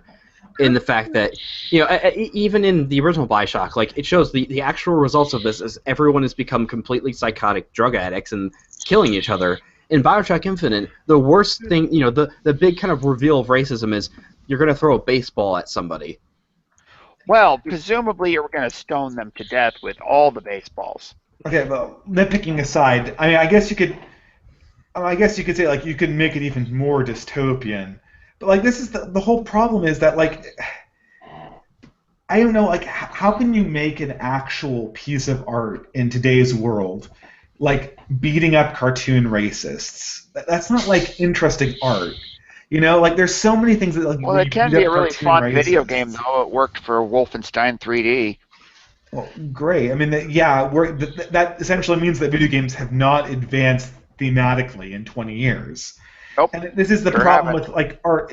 This is Actually, this, you've understated your case. They haven't advanced thematically since Space Invaders. Okay, well, I don't know about that, but I mean, the thing is that unless was that an actual idea, or did you want to Well, develop that? I think every modern shooter game is Space Invaders with a modern HD skin over it. Well, you just got that. You got that from the Matthew Batos's critique of Bioshock Infinite, didn't you? Yeah, I think he's got a point there. But what I was gonna say is the thing is that's why I think Fallout New Vegas is so interesting in that it actually does have so much more nuance, and it doesn't just make it this black and white weirdness. In that, but there's no narrative in the Fallout series. It's like a sandbox game. Well, no, I'm just talking about New Vegas. The actual narrative or the actual story in that is, I mean, it has, first off, it's a very, very well written game. But the thing is, like, Caesar's Legion is not just this roving band of sports jocks killing people in Roman costume. Like, when you actually get to talk to Caesar, he actually does seem to have some legitimate kind of criticisms of the New California Republic. He doesn't really seem to be able to provide anything substantial in its place, but he at least has he's often, it seems like he's correct in his criticisms. May I say something, the distributist? Yeah, quit saying, may I say something, and just say it. Oh, sorry. I was about to say, I think I shall leave right now since I don't know anything about Bioshock, but I would disagree something about what the distributor said about the topic of the live stream, in which the topic about pop culture in the live stream went on greatly. So that was excellent. And I want to see more live streams about pop culture. So I should leave now, as it is very late. So good night. Good night. Oh, good night. Night. Data, are you there? Oh. Okay. That's odd. I think something might have gone wrong with his Oh, mic. there he goes. He's back. So who should be who should be in second place? But when he does this, obviously I will claim for yours truly. Ben, do you want to make a counterclaim? Counterclaim to Who's second running in the show? Who's second in command? Me or you? Oh, I don't care. You can do it, I guess. Okay. See, if you put me in charge, then you've got a heretic in charge, and then you'll be in trouble. But you're a good heretic. You're not the magic underwear cult. But what I think I was gonna say about is that like, but on to Bioshock is that again I stand by my claim that there's a DLC expansion in Fallout New Vegas called Dead Money, and I actually say that's the best Bioshock game there was because it's very clearly kind of it's very much derived from Bioshock in the sense that it's like this kind of paradise city with like a founder and it kind of some sort of ideology behind it, and it's all gone to shit. Somebody needs to check that they're breathing into their mic and point their mic a little further away. Dubrovniker. It's the mosaic. Yeah, it's Dominic. Yeah. Can you mute yourself when you don't talk? Or just point your mic away from your mouth so you don't have breathing in the sound everybody hears. But yeah, I mean, have you guys actually played New Vegas or? I have. I bought it in a Steam sale just recently. I haven't actually played it much yet, though.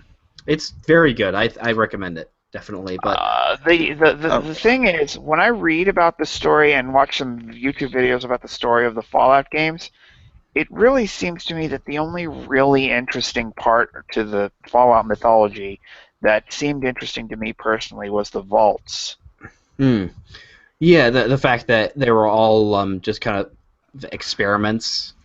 Yeah, and how all the different vaults were different, and what made each one of them different, and all the different crazy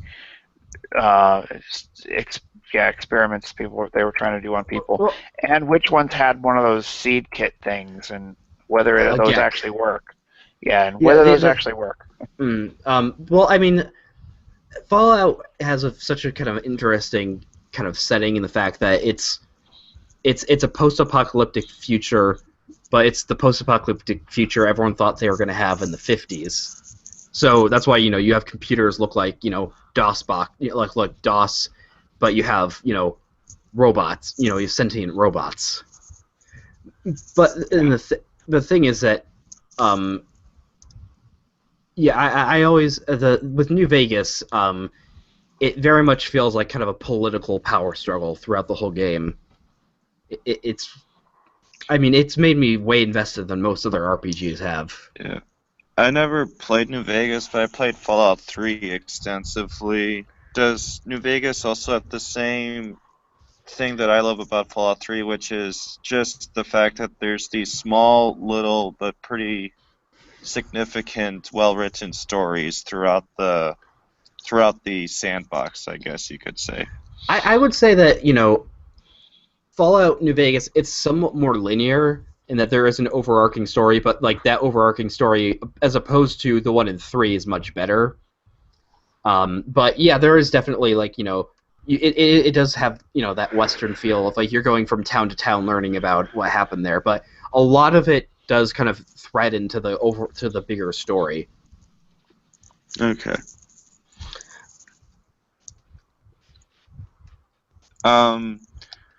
So I guess I've been meaning to ask this for a while. Have either of you guys played Witcher 3, speaking of grand No. RPG games? No, isn't that one No. where like you're going around trying to sleep with as many witches as possible, and you get more points for the more you bag?